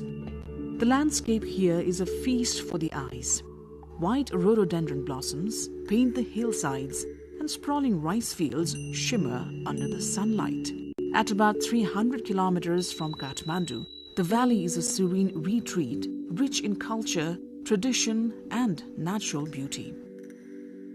Reaching Ruby Valley involves a remarkable trek that starts with a scenic journey from Kathmandu through Nuwakot and Rasuwa, winding towards the base of Ganesh Himal, the towering peak that watches over this land. The trek leads through dense pine and oak forests, terrace farmlands, and vibrant local villages like Tipling, home to the Tamang community. These people live in harmony with nature, cultivating crops and raising livestock while keeping their rich traditions alive, welcoming visitors with warm hospitality and cultural performances.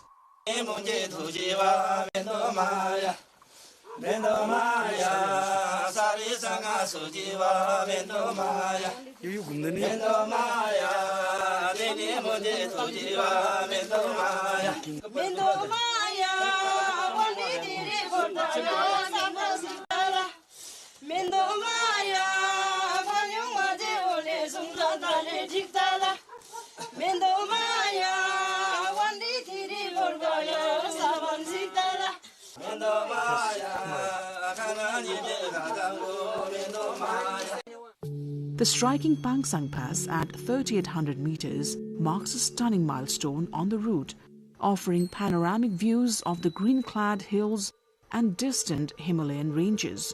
Below, forests of tall sal trees stand as silent guardians.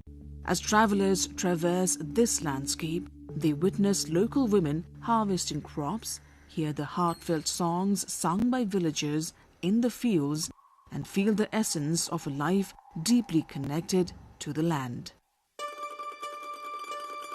Daily sight of Ganesh Himal inspires awe and a sense of peace that visitors carry with them. Ruby Valley lies in the heart of the Himalayas, surrounded by some of Nepal's most famous mountain ranges, Manaslu, Annapurna, Langtang and Ganesh Himal itself.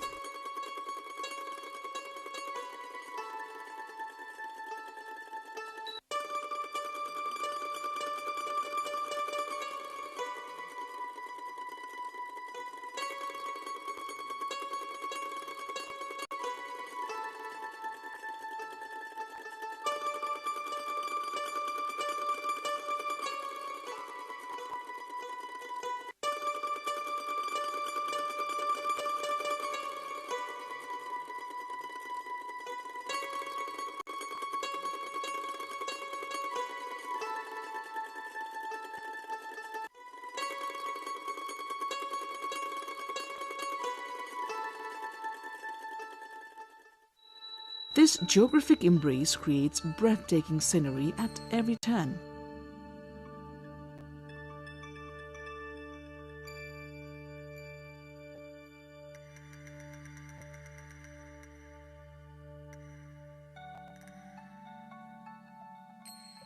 Yak caravans and mule trains add a touch of timeless charm to the trekking experience, enhancing the rustic beauty of this remote land.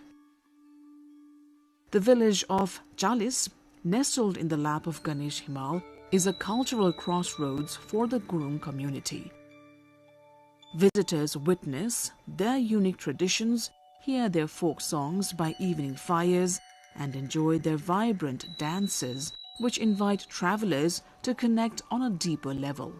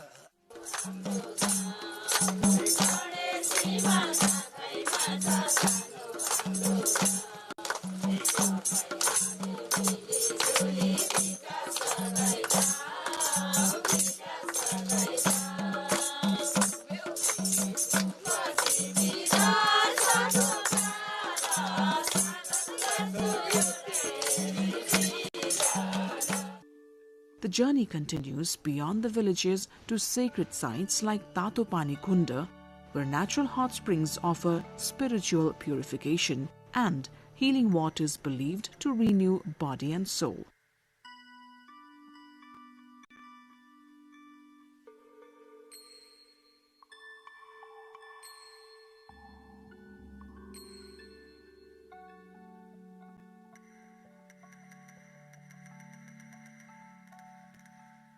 From there, hikers embark on a challenging yet rewarding trek to the holy Ganesh Kunda, a glacial pond named after Lord Ganesh.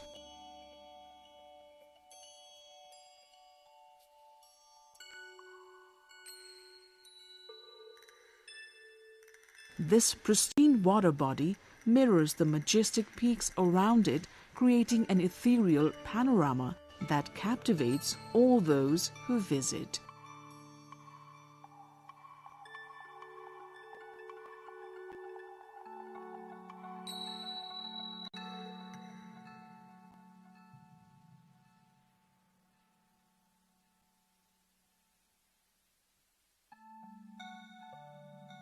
With peaks ascending over 7,400 meters, Ganesh Himal stands as a guardian of this sacred valley.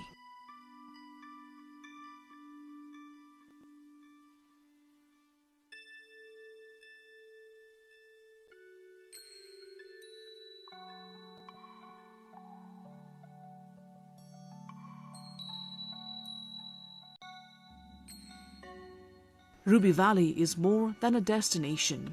It is an invitation to experience Nepal's untouched nature, vibrant cultures, and spiritual heritage all in one journey. For those seeking a unique adventure off the beaten path, Ruby Valley offers an unparalleled blend of breathtaking landscapes, warm hospitality, and rich traditions that make it one of Nepal's top destinations for international and domestic travelers.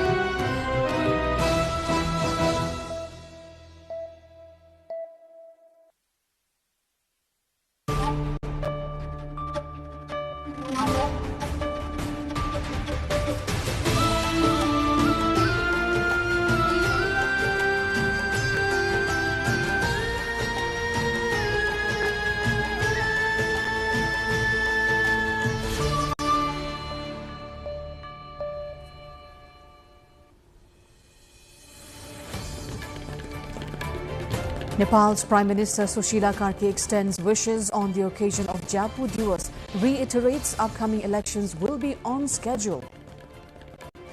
Nepal opens key pedestrian route connecting Changru and Tinker. New trail ends dependence on Indian route.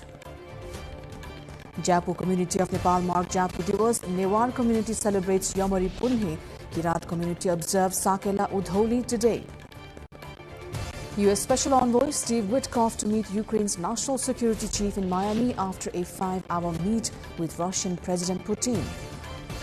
Russia's President Vladimir Putin arrives India for a 2-day visit ahead of an annual summit held by both countries. Two countries expected to sign a number of deals. And Sudar Pashchim Royals clinches a convincing victory over Chitwan Rhinos. Kathmandu Gorkhas defeats Pokhara Avengers by 13 runs in MPL. You're watching NTV World. I'm Sarah Sapsanamarai and this is News Hour, coming to you live from Kathmandu at 2200 hours Nepal time. And now the news in detail. Nepal's Prime Minister Sushila Karki has affirmed that the government is ready to hold the upcoming elections on the announced date of March 5, 2026. Speaking at a program organized by Japu Culture Development Trust to mark the 22nd Japu Diwas, the Prime Minister emphasized the importance of handing leadership to younger generation through elections. She reflected on the September 8-9 Gen Z movement, calling it a valuable lesson for the government to address youth concerns.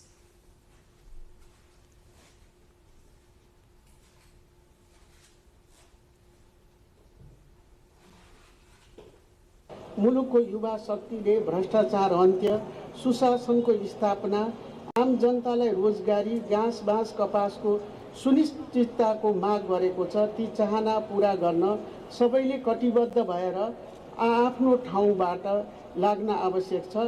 यसका अतिरिक्त सरकारले आउँदो फागुन 21 गते आम निर्वाचन गराई युवा शक्तिको हातमा सत्ता सुम्पिएर मुलुकलाई तीव्र विकासको मार्गमा अग्रसर गराउनु पर्ने हाम्रो दायित्व हो। तसर्थ घोषित मितिमा निर्वाचन सम्पन्न गर्ने लक्ष्यका साथ सरकार सम्पूर्ण रूपले तयारीमा जुटेको छ। यस अभियानलाई सफल पार्न सबै नेपालीको सहभागिता र सहयोगको अपेक्षा गर्दछौँ। A new pedestrian trail connecting Changru and Tinker in Darchula district's Bias Rural Municipality, Ward No. 1, has officially opened, ending a long-standing dependence on routes through neighbouring India. The newly constructed trail spans approximately 31 kilometers, linking Ward number 2, Dumling, to Ward number 1, Changru Tinker. The path, which had fallen into disrepair in several areas, was rebuilt and formally handed over to local government after its completion. The road construction has been further facilitated by the ongoing development of Darchula Tinker Road by the Nepal Army through Kaljubhir and Tambaku, making travel in the area easier and more secure. Locals were elated at finally being able to travel freely through their own land. The construction carried out by Debhari Construction Services Company was funded with 55 million, which is approximately $370,000 through government's grants and local municipal contributions. The inauguration of this pedestrian route marks a milestone in improving local mobility, boosting regional development, and enhancing national sovereignty over cross-border transit.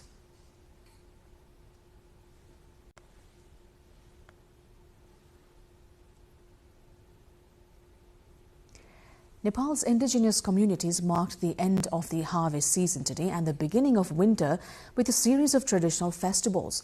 The Newar community celebrated Yamari Punhe, the Kiratrai community observed Sakela Udholi, and the Limbu community held the Chasok Tangnam festival. These celebrations reflect each community's history, traditions, and deep connection to nature. For the Kiratrai, Sakela Udholi involves offering the first harvested crops to ancestors as a gesture of gratitude to nature. Likewise, Limbu ceremonies are designed to protect community health. Experts say these festivals not only honor ancestors and preserve cultural heritage, but also strengthen community bonds and celebrate harmony with the natural world, also underscoring the importance of safeguarding Nepal's indigenous traditions.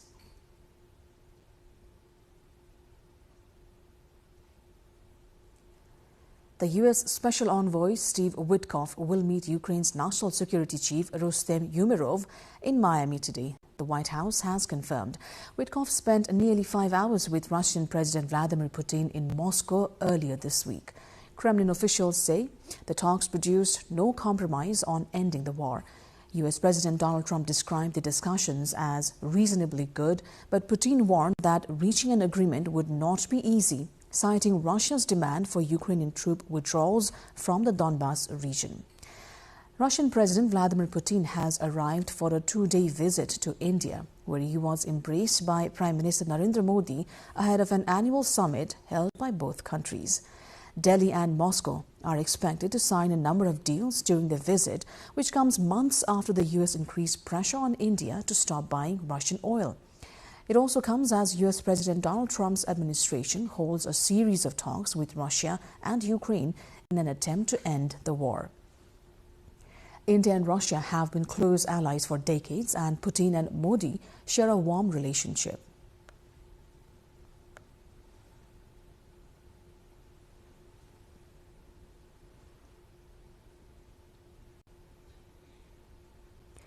Sudur Pashchim Royals clinched a convincing 49-run victory over Chitwan Rhinos in 24th match of the ongoing Nepal Premier League at Kirtipur. Batting first, the Royals posted a competitive 169 for 4, powered by a superb 75 off 56 balls from Chris Lean, who was later named player of the match. Despite losing partners at regular intervals, Lin's stroke-filled innings kept the scoreboard ticking, while late cameos from Arif Sheikh and Dipender Singh Airi put the total beyond 160. In reply, Chitwan struggled to build momentum, folding for 120 in 17.1 overs. Ravi Bopara's 29 and Kushal Malla's 15 offered brief resistance, but disciplined bowling from Airi, Harmeet Singh and Ishan Pandey ensured Sudur Pashchim stayed in control throughout. The win strengthened the Royals' position in the league as they continued their push towards the playoff. Earlier in the day, Kathmandu Gorkhas became the second team to reach the playoffs of the league, defeating Pokhara Avengers by 13 runs in Kirtipur. Batting first, Kathmandu posted 165 for 8, with Ben Charlesworth scoring 64 and Bhim Sarki 55. Pokhara were bowled out for 152 despite Rishi Dhawan's 54, as Shahab Alam took 6 wickets, including a hat-trick. Kathmandu now have 10 points, joining Sudur Pashchim Royals in the playoffs, while Pokhara remain on 4 points with 1 match left. Nepal's indigenous communities marked the end of the harvest season with vibrant festivals such as Yomari Punhe, Sakela Udholi and Chasok Tangnam, each reflecting deep cultural ties to nature and ancestral traditions. These celebrations honor heritage, promote community unity and emphasize the importance of preserving indigenous practices for future generations. Our cover stories look at these celebrations after this break.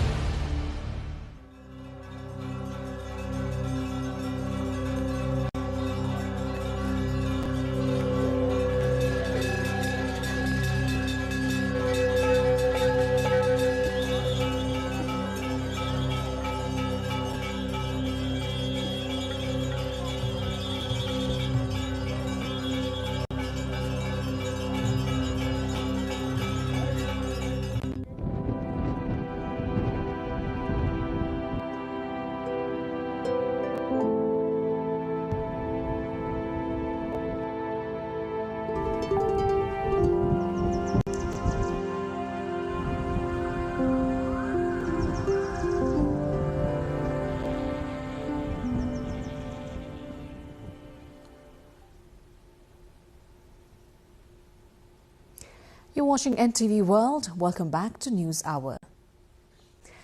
Nepal's indigenous communities celebrated the end of harvest season today and the arrival of winter with vibrant traditional festivals. The Newar community observed Yomari Punhe, Kirat Rai community marked Sakela Udholi, and Limbu community celebrated Chasok Tangnam. These festivals are deeply rooted in each community's history and traditions, reflecting their enduring connection with the nature. For Kirat Rai, Sakela Udholi involves offering the first harvest to ancestors as a gesture of gratitude to the nature. Limbu rituals focus on protecting community health. These celebrations not only honor ancestors and preserve cultural heritage, but also strengthen community bonds, highlighting the importance of safeguarding Nepal's indigenous traditions for generations to come.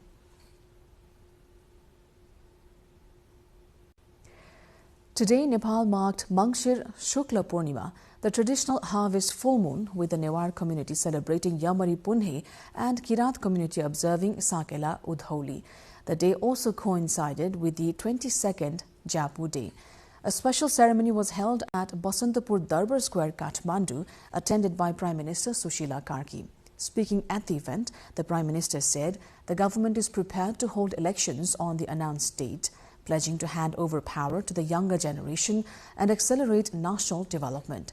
She also highlighted the lessons from the September Gen Z movement, called for unity to meet the people's aspirations, and emphasized the role of local governments in preserving cultural traditions managed by over 500 gutis, with the government committed to supporting these efforts.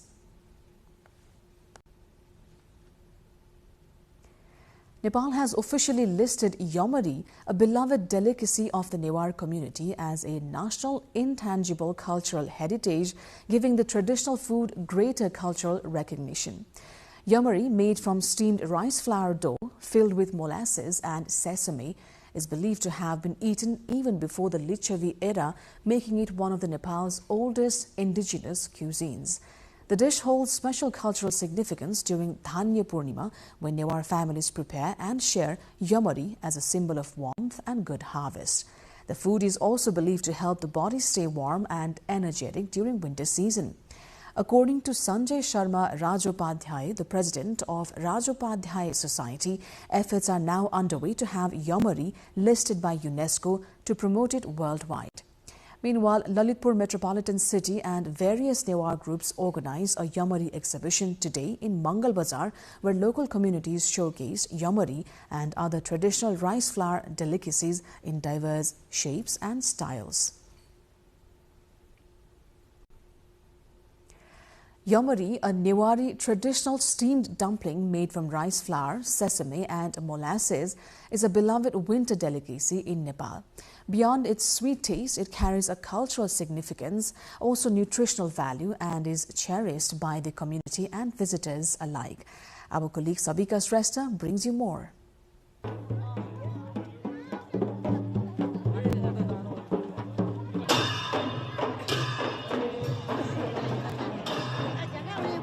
As Nepal celebrates the winter festival of Yomari Purnima today, Newari households are filled with the aroma of steaming Yomari, a traditional delicacy now steadily gaining global attention and appearing more often on restaurant menus as well. At the heart of this festival, food lies chaku, a warm, caramel-like filling made from jaggery, cherished for both its flavor and its centuries-old health benefits. Chaku is made by cooking jaggery, an unrefined cane or palm sugar widely used across South Asia until it becomes thick and glossy. While loved for its deep, comforting sweetness, it is also valued for the natural wellness it provides during colder months. As winter sets in, many Nepali families consume chaku as a natural immunity booster. Much of chaku's strength comes from jaggery itself, which is considered as a healthier alternative to refined sugar. Rich in iron, phosphorus, magnesium, and other essential minerals, jaggery helps regulate blood circulation and maintain energy. And when it is blended with sesame seeds and ghee, chaku becomes a source of healthy fats that help the body stay warm from within, a benefit especially appreciated in Himalayan winters. Yomari 40 देखि 50 ग्राममा बन्ने गर्छ र त्यो यमरीमा चाहिँ 140 देखि 200 kilo क्यालोरीसम्म pound सक्छौं। त्यसमा चाकु, तिल, पिठो, चामलको पिठो र घिउ एड हुने भएकोले त्यो इन्स्टेन्ट एनर्जी बुस्टरको काम गर्छ। यसको मेन इन्ग्रेडिएन्ट चाकुमा चाहिँ आइरनको मात्रा, फोस्फोरसको मात्रा, म्याग्नेशियमको मात्रा एकदमै धेरै पाइन्छ। प्लस यसमा ज्यागरी युज हुने भएकोले यसले इन्स्टेन्ट एनर्जी बुस्टिङ र इम्युन बुस्टिङको पनि काम गर्छ। The outer layer of the yomari adds its own nutritional value.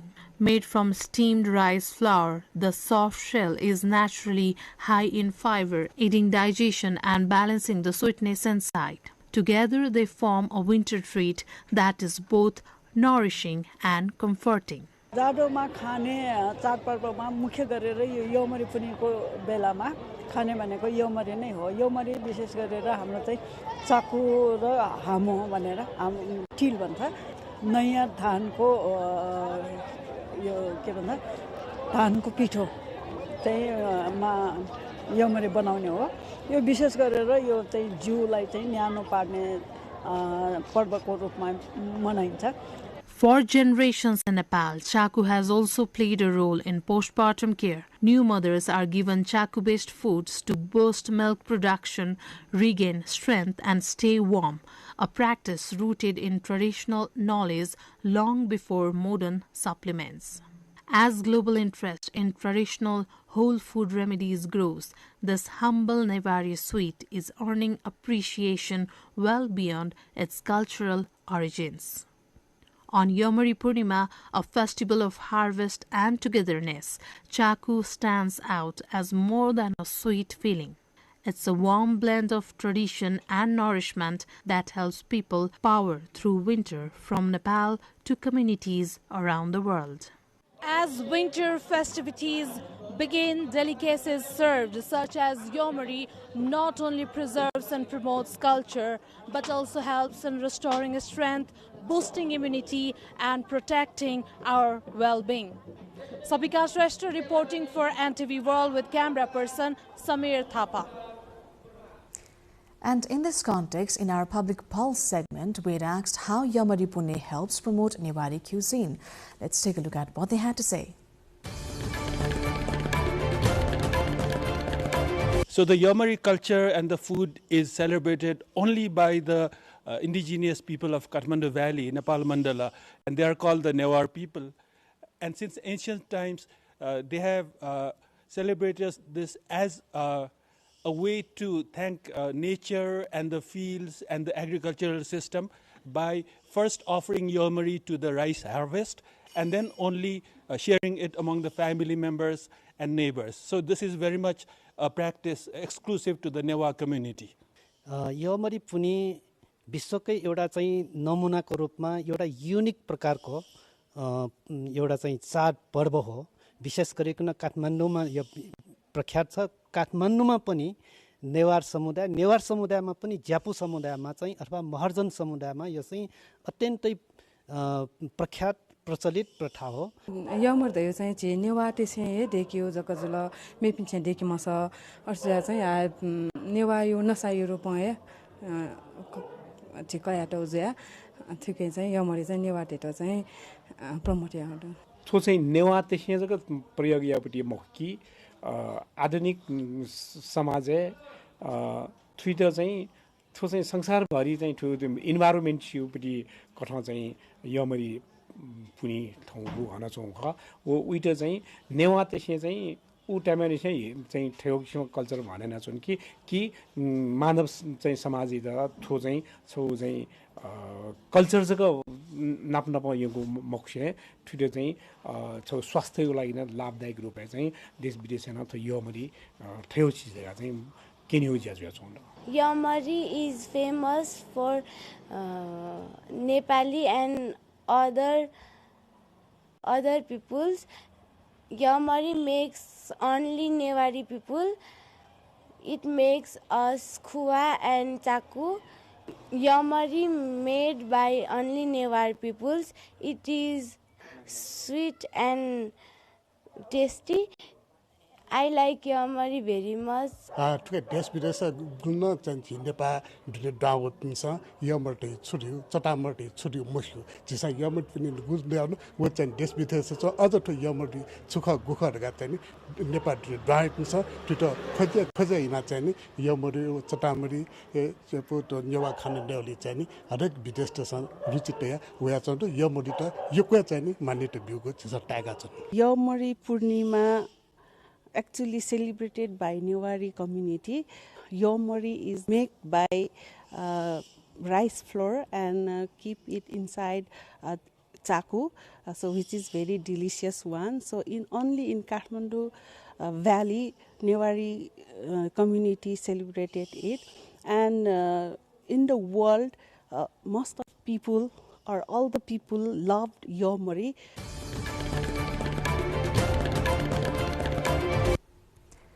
Nepal's Kirat community celebrated Sakela Udholi today, a festival honoring ancestor and harvest season. While different Kirat groups call it by different names such as Chasua, Fol Chadar or Chasok Tangnam, the festival is celebrated across communities with similar traditions. The festival marks the end of harvest when people give thanks to nature and their ancestors. In Lalitpur, a historic town near Kathmandu, men and women dress in traditional clothes and perform the Dhan Nach dance, accompanied by drums to celebrate the season. The festival also highlights devotion to local spiritual deities believed to protect the land and community. Sakela Udholi reflects the Kirat people's deep connection to agriculture, tradition and nature.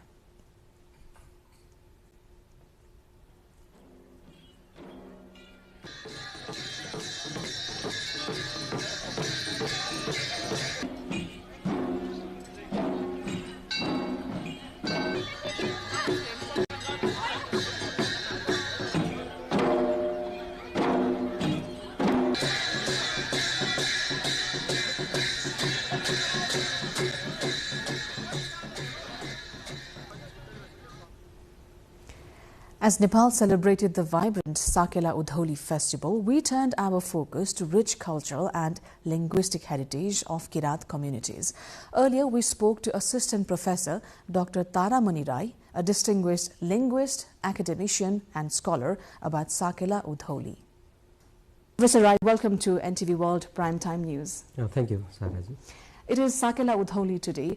For our viewers who are listening to it or hearing the name for the first time, could you please begin with explaining what the festival is about and what significance it holds for Kirat community? Udhauli is one of the major festivals of the Kirat community, including the Rai, Limbu, Sunwar and Yaka. And Rai alone has more than 25 linguistic groups, and the name, they have their own distinct terminology to name Udhauli. So however, commonly they use Udhauli.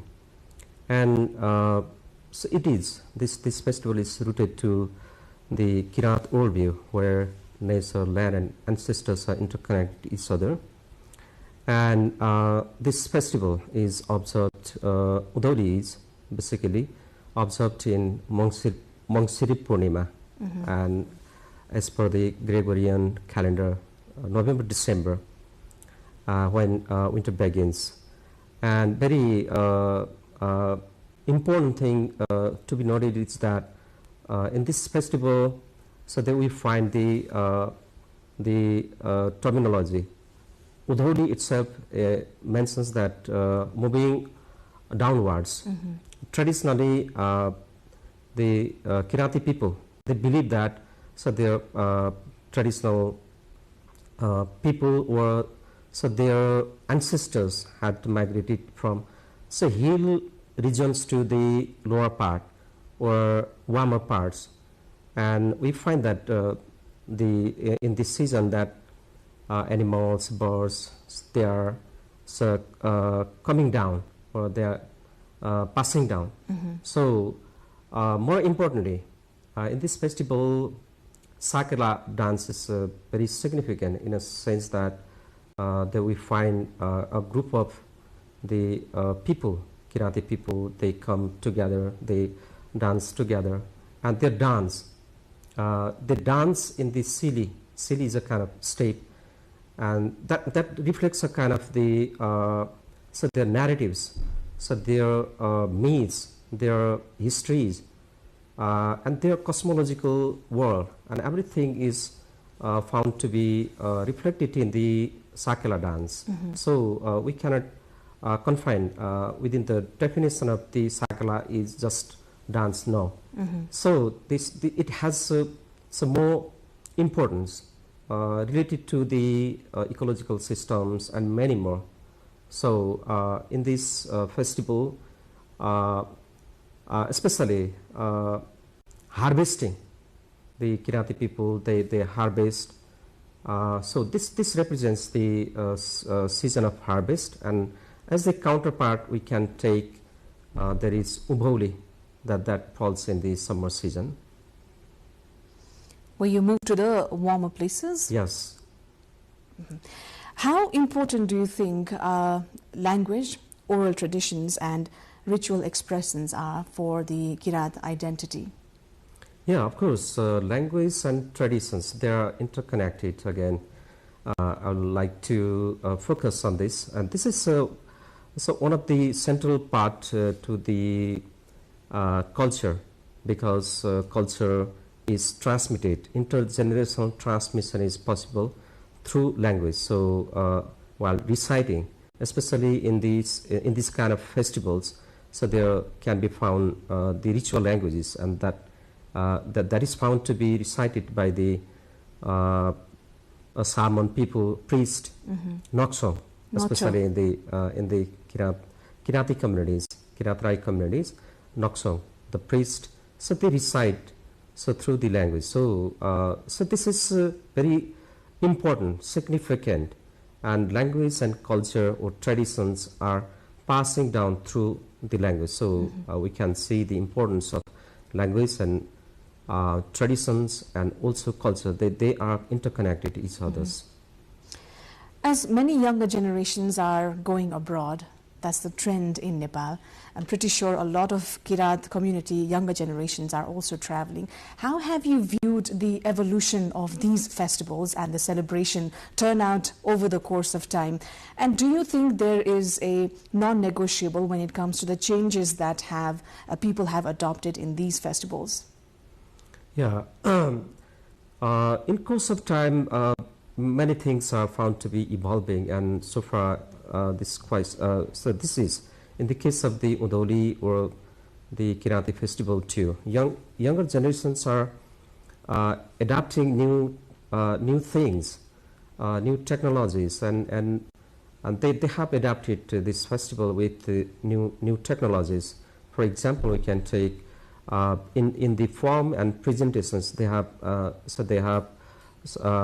deviated to some extent. However, the core part or the central thing seems to be still intact or still unchanged, remain unchanged, in a sense that especially in Sili is a kind of the way of telling the narratives or history or many more things. So that seems to be still intact, and also there is required naksong. Without naksong or other ritual things, so they are still intact. So we're going for a quick break once again. Do stay with us.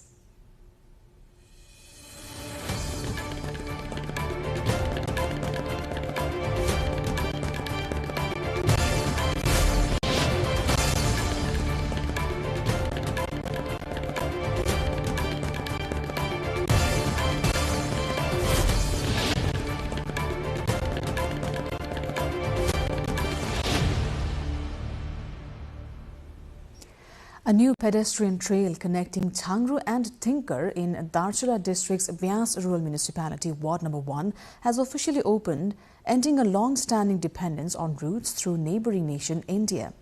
The newly constructed trail spans approximately 31 kilometres, linking Ward Number 2 Dumling to Ward Number 1 Changru Tinker. The path, which had fallen into disrepair in several areas, was rebuilt and formally handed over to the local government after its completion. The road construction has been further facilitated by the ongoing development of Darchula Tinker Road by the Nepal Army through Kaljubir and Tambaku, making travel in the area easier and more secure. Locals were elated at finally being able to travel freely through their own land. The construction carried out by Debhari Construction Services Company was funded with 55 million, which is approximately $370,000 through government's grants and local municipal contributions. The inauguration of this pedestrian route marks a milestone in improving local mobility, boosting regional development, and enhancing national sovereignty over cross-border transit. Voter education becomes a key focus ahead of every election in Nepal. To address this, the Election Commission provides voter education year-round, not just during elections, for anyone interested in learning the process. Despite these efforts, a significant number of votes turn invalid. In the 2022 local elections, 13% of votes were rejected, while in the provincial and parliamentary elections, 5% were discarded, highlighting the need for voter education. The programs teach participants how to cast their votes correctly, identify polling stations, and maintain ballot secrecy. While primarily targeting students in grades 9 through 12, the programs are also open to community groups and interested individuals. For nearly 12 years, the Commission has run these programs across the country, including outside Kathmandu, ensuring rural communities, where most invalid votes occur, also receive training. Officials say such education strengthens democratic participation and reduces invalid ballots.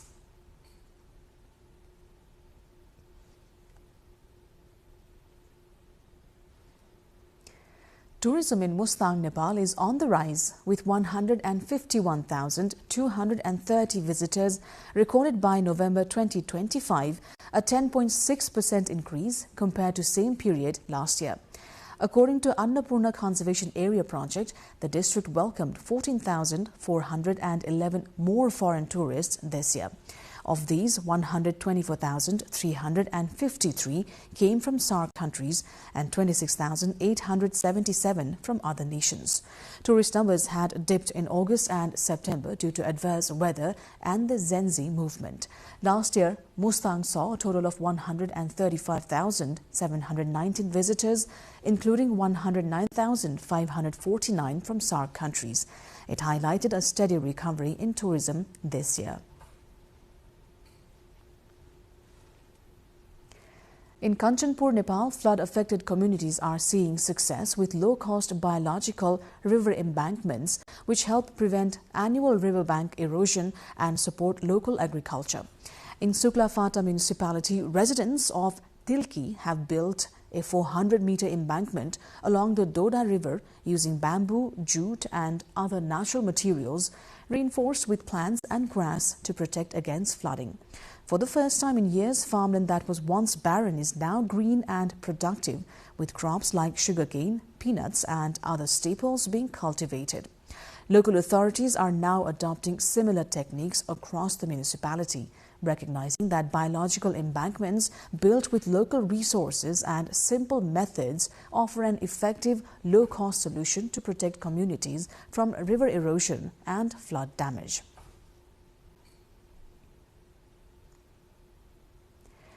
Amid the flowing rivers of Nepal, the Bote community continues an age-old pursuit, sifting sand in search of specks of gold.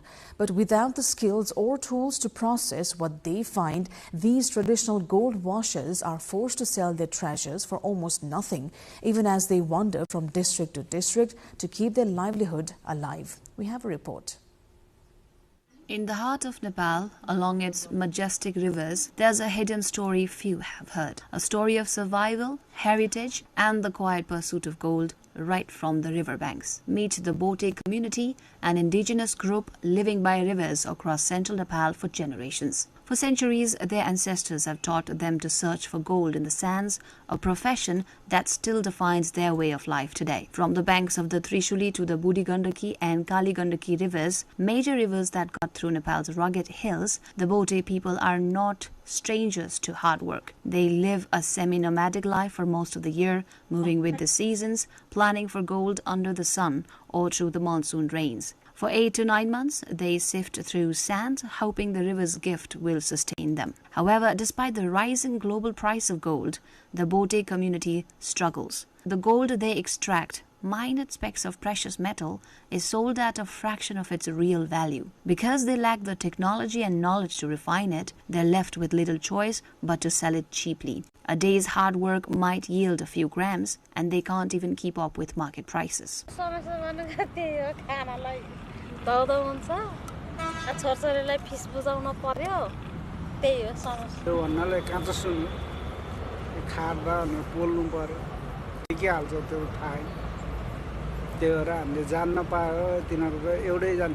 This is where their voices rise. The Bote community is calling for help. They're asking the government for specialized training and resources to process the gold they pan. They believe that if they could refine it themselves, they could earn a fair price and secure a better future for their children. For now, 42 households from Damauli in Tanahu have come to Dading, a rugged hill district bordering the federal capital, hoping the river will offer enough to survive another season. But gold, they know, is more than just metal. It's a lifeline passed down from their ancestors and a source of hope for tomorrow. As the Bote community holds on to a centuries-old livelihood, their call for training and fair pricing now tests how Nepal will include traditional occupations in its development priorities. Well, international updates coming up next, but before that, let's take a look at the headlines once again.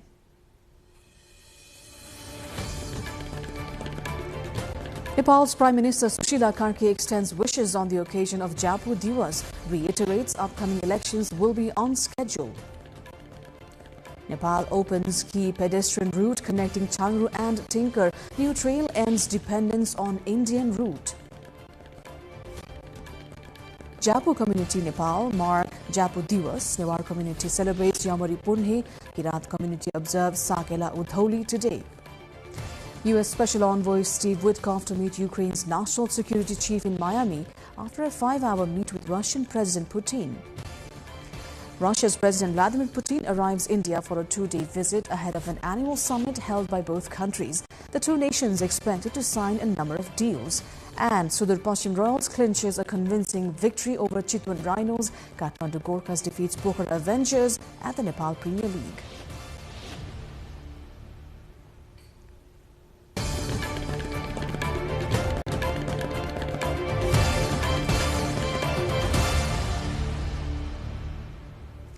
After a high-level meeting in Moscow between U.S. envoys and Putin, U.S. President Trump said that Putin wants to end the war in Ukraine, describing the talks as reasonably good and expressing hope for a deal.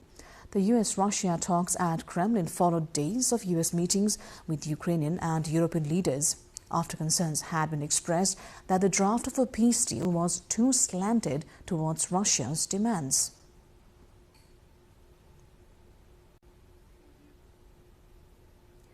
China and France pledged deeper cooperation on global issues like the war in Ukraine and trade as France prepares to take on the presidency of the Group of Seven next year.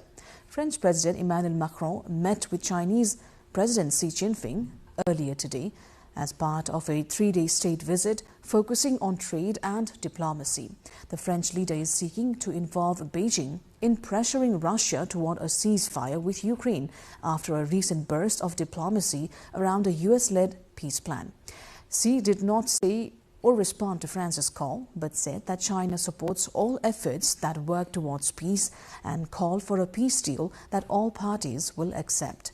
China has provided strong diplomatic support to Russia since its invasion of Ukraine and has also extended an economic lifeline through increased trade.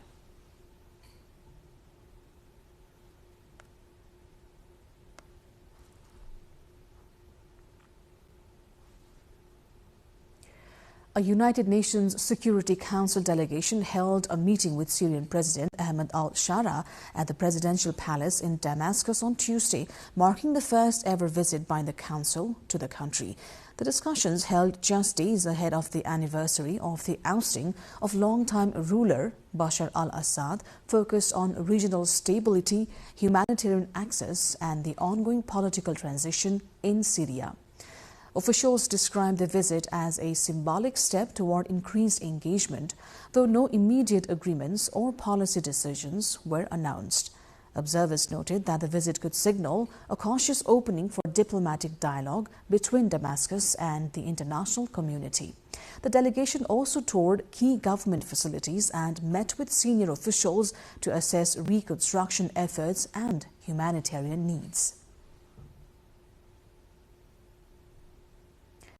Meta has started removing Australian children under 16 years old from its Instagram, Facebook and Threads platform a week before an official teen social media ban begins.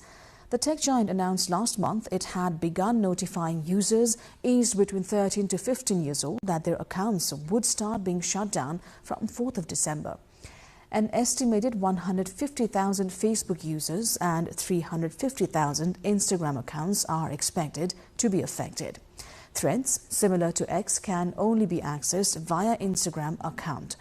Australia's world-first social media ban starts on 10th of December, with companies facing fines of up to 49.5 million Australian dollars if they fail to take reasonable steps to stop under-16s from having accounts. The government should require application stores to verify the age of users when they download applications and ask for parental support or approval for under-16s. Meta said, as this would eliminate the need for teens to verify their age across different applications. Teens who believe they have been wrongly categorized as under 16 can ask for a review and submit a video selfie to verify their age. They can also provide a driver's license or a government-issued identification. The presumed remains of an individual believed to have been held by militant factions in Gaza were transferred to representatives of the International Committee of Red Cross, according to statements issued by the organization. The handover was carried out at an undisclosed location inside the enclave, where the remains were received under ICRC protocols before being transported for forensic examination. No immediate confirmation of identity was provided, and medical authorities are expected to conduct formal assessments to determine whether the remains belong to a hostage previously listed as missing. The transfer was described by humanitarian officials as part of ongoing efforts to facilitate the recovery of individuals unaccounted for in the conflict, with further coordination expected between mediators and relevant parties.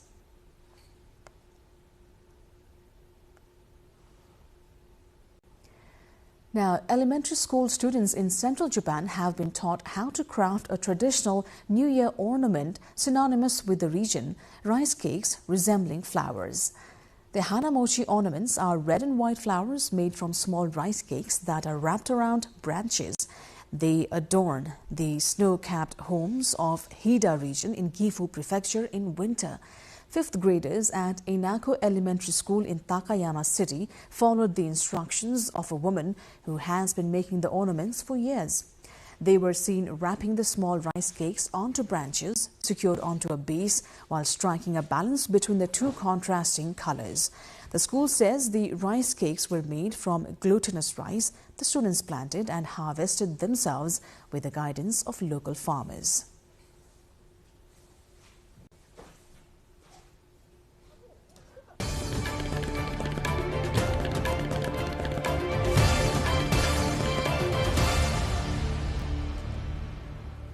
We'll take a look into the business updates, but after a short break.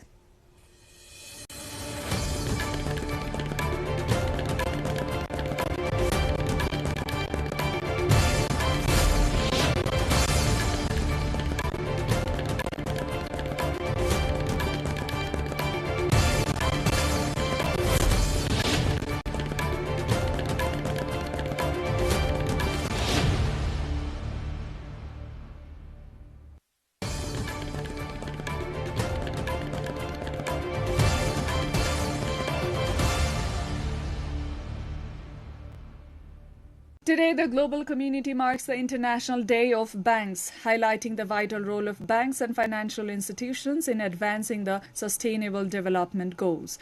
The observance encourages stronger commitments toward climate-resilient financing, improving living standards, and promoting inclusive economic growth worldwide. The 2025 theme draws its rationale from three interconnected imperatives: financing a livable planet, closing the SDG financing gap, and strengthening resilient and inclusive finance.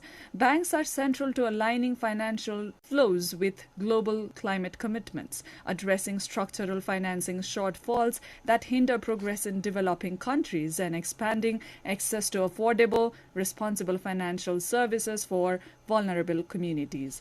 By integrating environmental risk, supporting long-term investment, and promoting inclusive digital finance, banking institutions can help reshape development pathways and uphold the promise of the 2030 Agenda.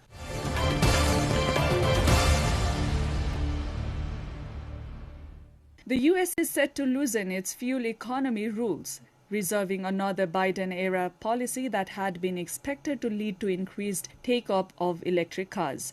U.S. President Donald Trump announced the proposal at the White House, where officials said the prior standards were not realistically achievable and were driving up cost for buyers. Ford Chief Executive Jim Farley, a car industry leader on hand to celebrate the announcement, called a change of victory of common sense. While environmental groups criticized it as a step backward for the industry and public health. Transportation is the single biggest source of greenhouse gas emissions in the U.S., accounting for more than 28% of the total in 2022, according to the Department of Energy. The previous policy required car makers to reach fuel efficiency of about 50 miles per gallon across the fleet by model year 2031, compared to the industry average of about 27 miles per gallon as of today.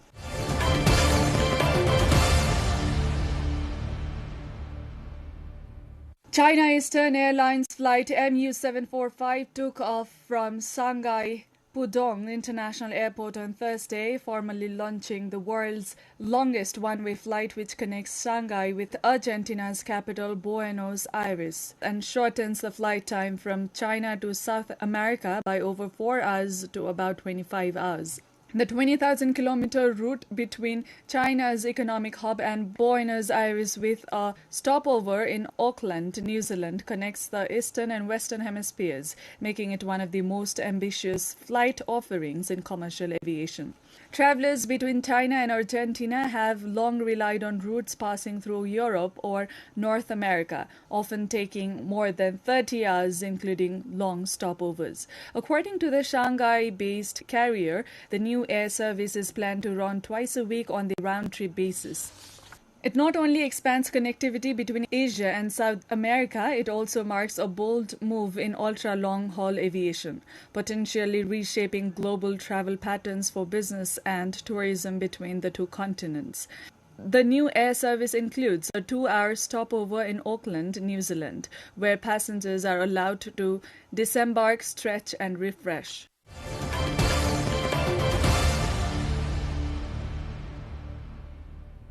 In northwest Senegal, traditional basket weavers continue practicing generations-old techniques as demand for their brightly colored hand-woven products rising in the United States, France and other foreign markets. Though the baskets command high prices abroad, only a small share of markup reaches the rural artisans, with most profits taken by exporters and retailers. Aid groups say the growing global appetite could boost local incomes, but limited export access and the absence of direct-to-market channels keep earnings low. Even so, production in village workshops remains steady, sustained by tradition and hopes that expanding international interest will eventually bring fairer pay. The price for authentic Senegalese baskets can be astronomical abroad, with little of the markup going to the weavers. Development groups have noted that the global appetite for Senegalese baskets has the potential to bring sustainable income to the region, but disparities in pricing, limited access to export channels, and the absence of direct-to-market infrastructure continue to restrict how much benefit reaches the weavers themselves.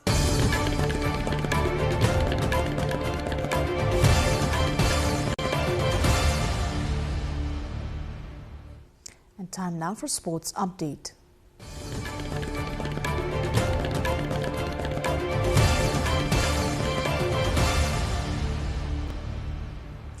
Sudur Pashchim Royals clinched a convincing 49-run victory over Chitwan Rhinos in the 24th match of Nepal Premier League at Kirtipur. Batting first, the Royals posted a competitive 169 powered by a superb 75 of 56 balls from Chris Lynn, who was later named player of the match. Despite losing partners at regular intervals, Lynn's stroke-filled innings kept the scoreboard ticking, while late cameos from Arif Sheikh and Dipendra Singh Airi pushed the total beyond 160. In reply, Chitwan struggled to build momentum, folding for 120 in 17.1 overs.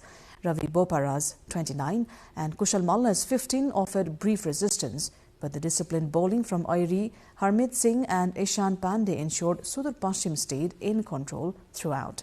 The win strengthened the Royals' position in the league as they continued their push toward the playoff. Earlier in the day, Kathmandu Gorkhas became the second team to reach the playoffs of the league, defeating Pokhara Adventures by 13 runs in Kirtipur. Batting first, Kathmandu posted 165 for 8, with Ben Charlesworth scoring 64 and Bhim Sarki 55. Pokhara were bowled out for 152 despite Rishi Dhawan's 54, as Shahab Alam took 6 wickets, including a hat-trick. Kathmandu have now 10 points, joining Sudur Pashchim Royals in the playoffs, while Pokhara remain on 4 points with 1 match. Now, the FIFA World Cup trophy was put on public display at several iconic landmarks across Washington, D.C. ahead of Friday's tournament draw, giving fans a tour and tourists, in fact, a rare opportunity to see the coveted prize up close. The exhibition included stops at the National Mall, the Lincoln Memorial, and other high-profile sites, with security and event staff overseeing viewing areas. Officials said the display is part of FIFA's promotional tour leading up to the global tournament, aiming to generate excitement and engage local communities while celebrating the sport's worldwide appeal.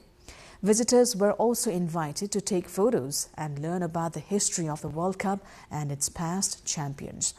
The trophy, meanwhile, will continue its tour in major US cities before arriving at the official draw ceremony later this week. The 2026 World Cup takes place from June 11 to 19 July across 16 cities of 3 countries, Mexico, the US and Canada.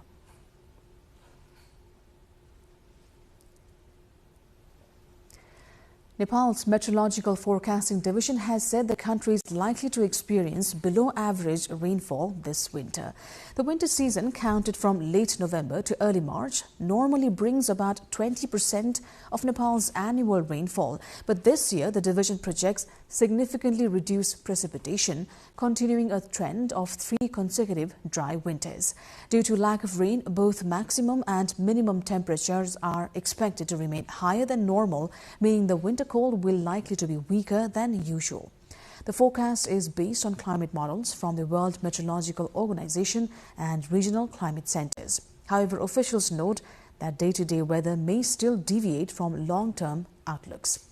Last winter, the division's projection of low rainfall and a milder season had largely matched real conditions on the ground. And now the weather details from across Nepal and then from across the world.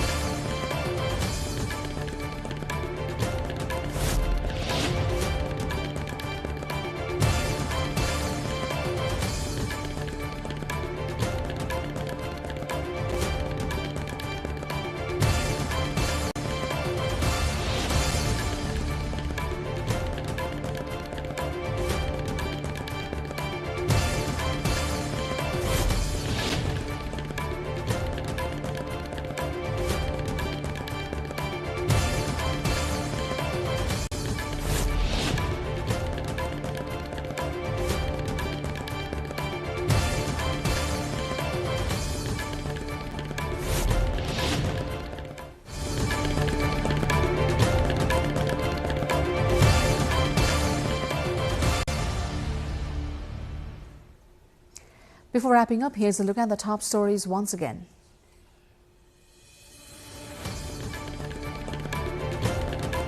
Nepal's Prime Minister Sushila Karki extends wishes on the occasion of Japu Diwas, reiterates upcoming elections will be on schedule.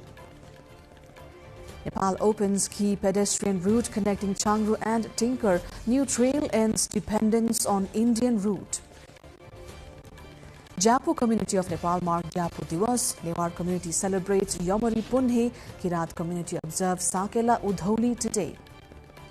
U.S. Special Envoy Steve Witkoff to meet Ukraine's national security chief in Miami after a 5-hour meet with Russian President Putin. Russia's President Vladimir Putin arrives India for a 2-day visit ahead of an annual summit held by both countries. The two nations expected to sign a number of deals. And Sudur Pashchim Royals clinches a convincing victory over Chitwan Rhinos. Kathmandu Gorkhas defeats Pokhara Avengers in the Nepal Premier League. And that is all for the moment from NTV World News Hour. Do join us through our social media pages and also follow us on our website for more news and information, nepaltelevision.com. I'm Sarah Sapsanamarai. Thanks for joining us. Good night.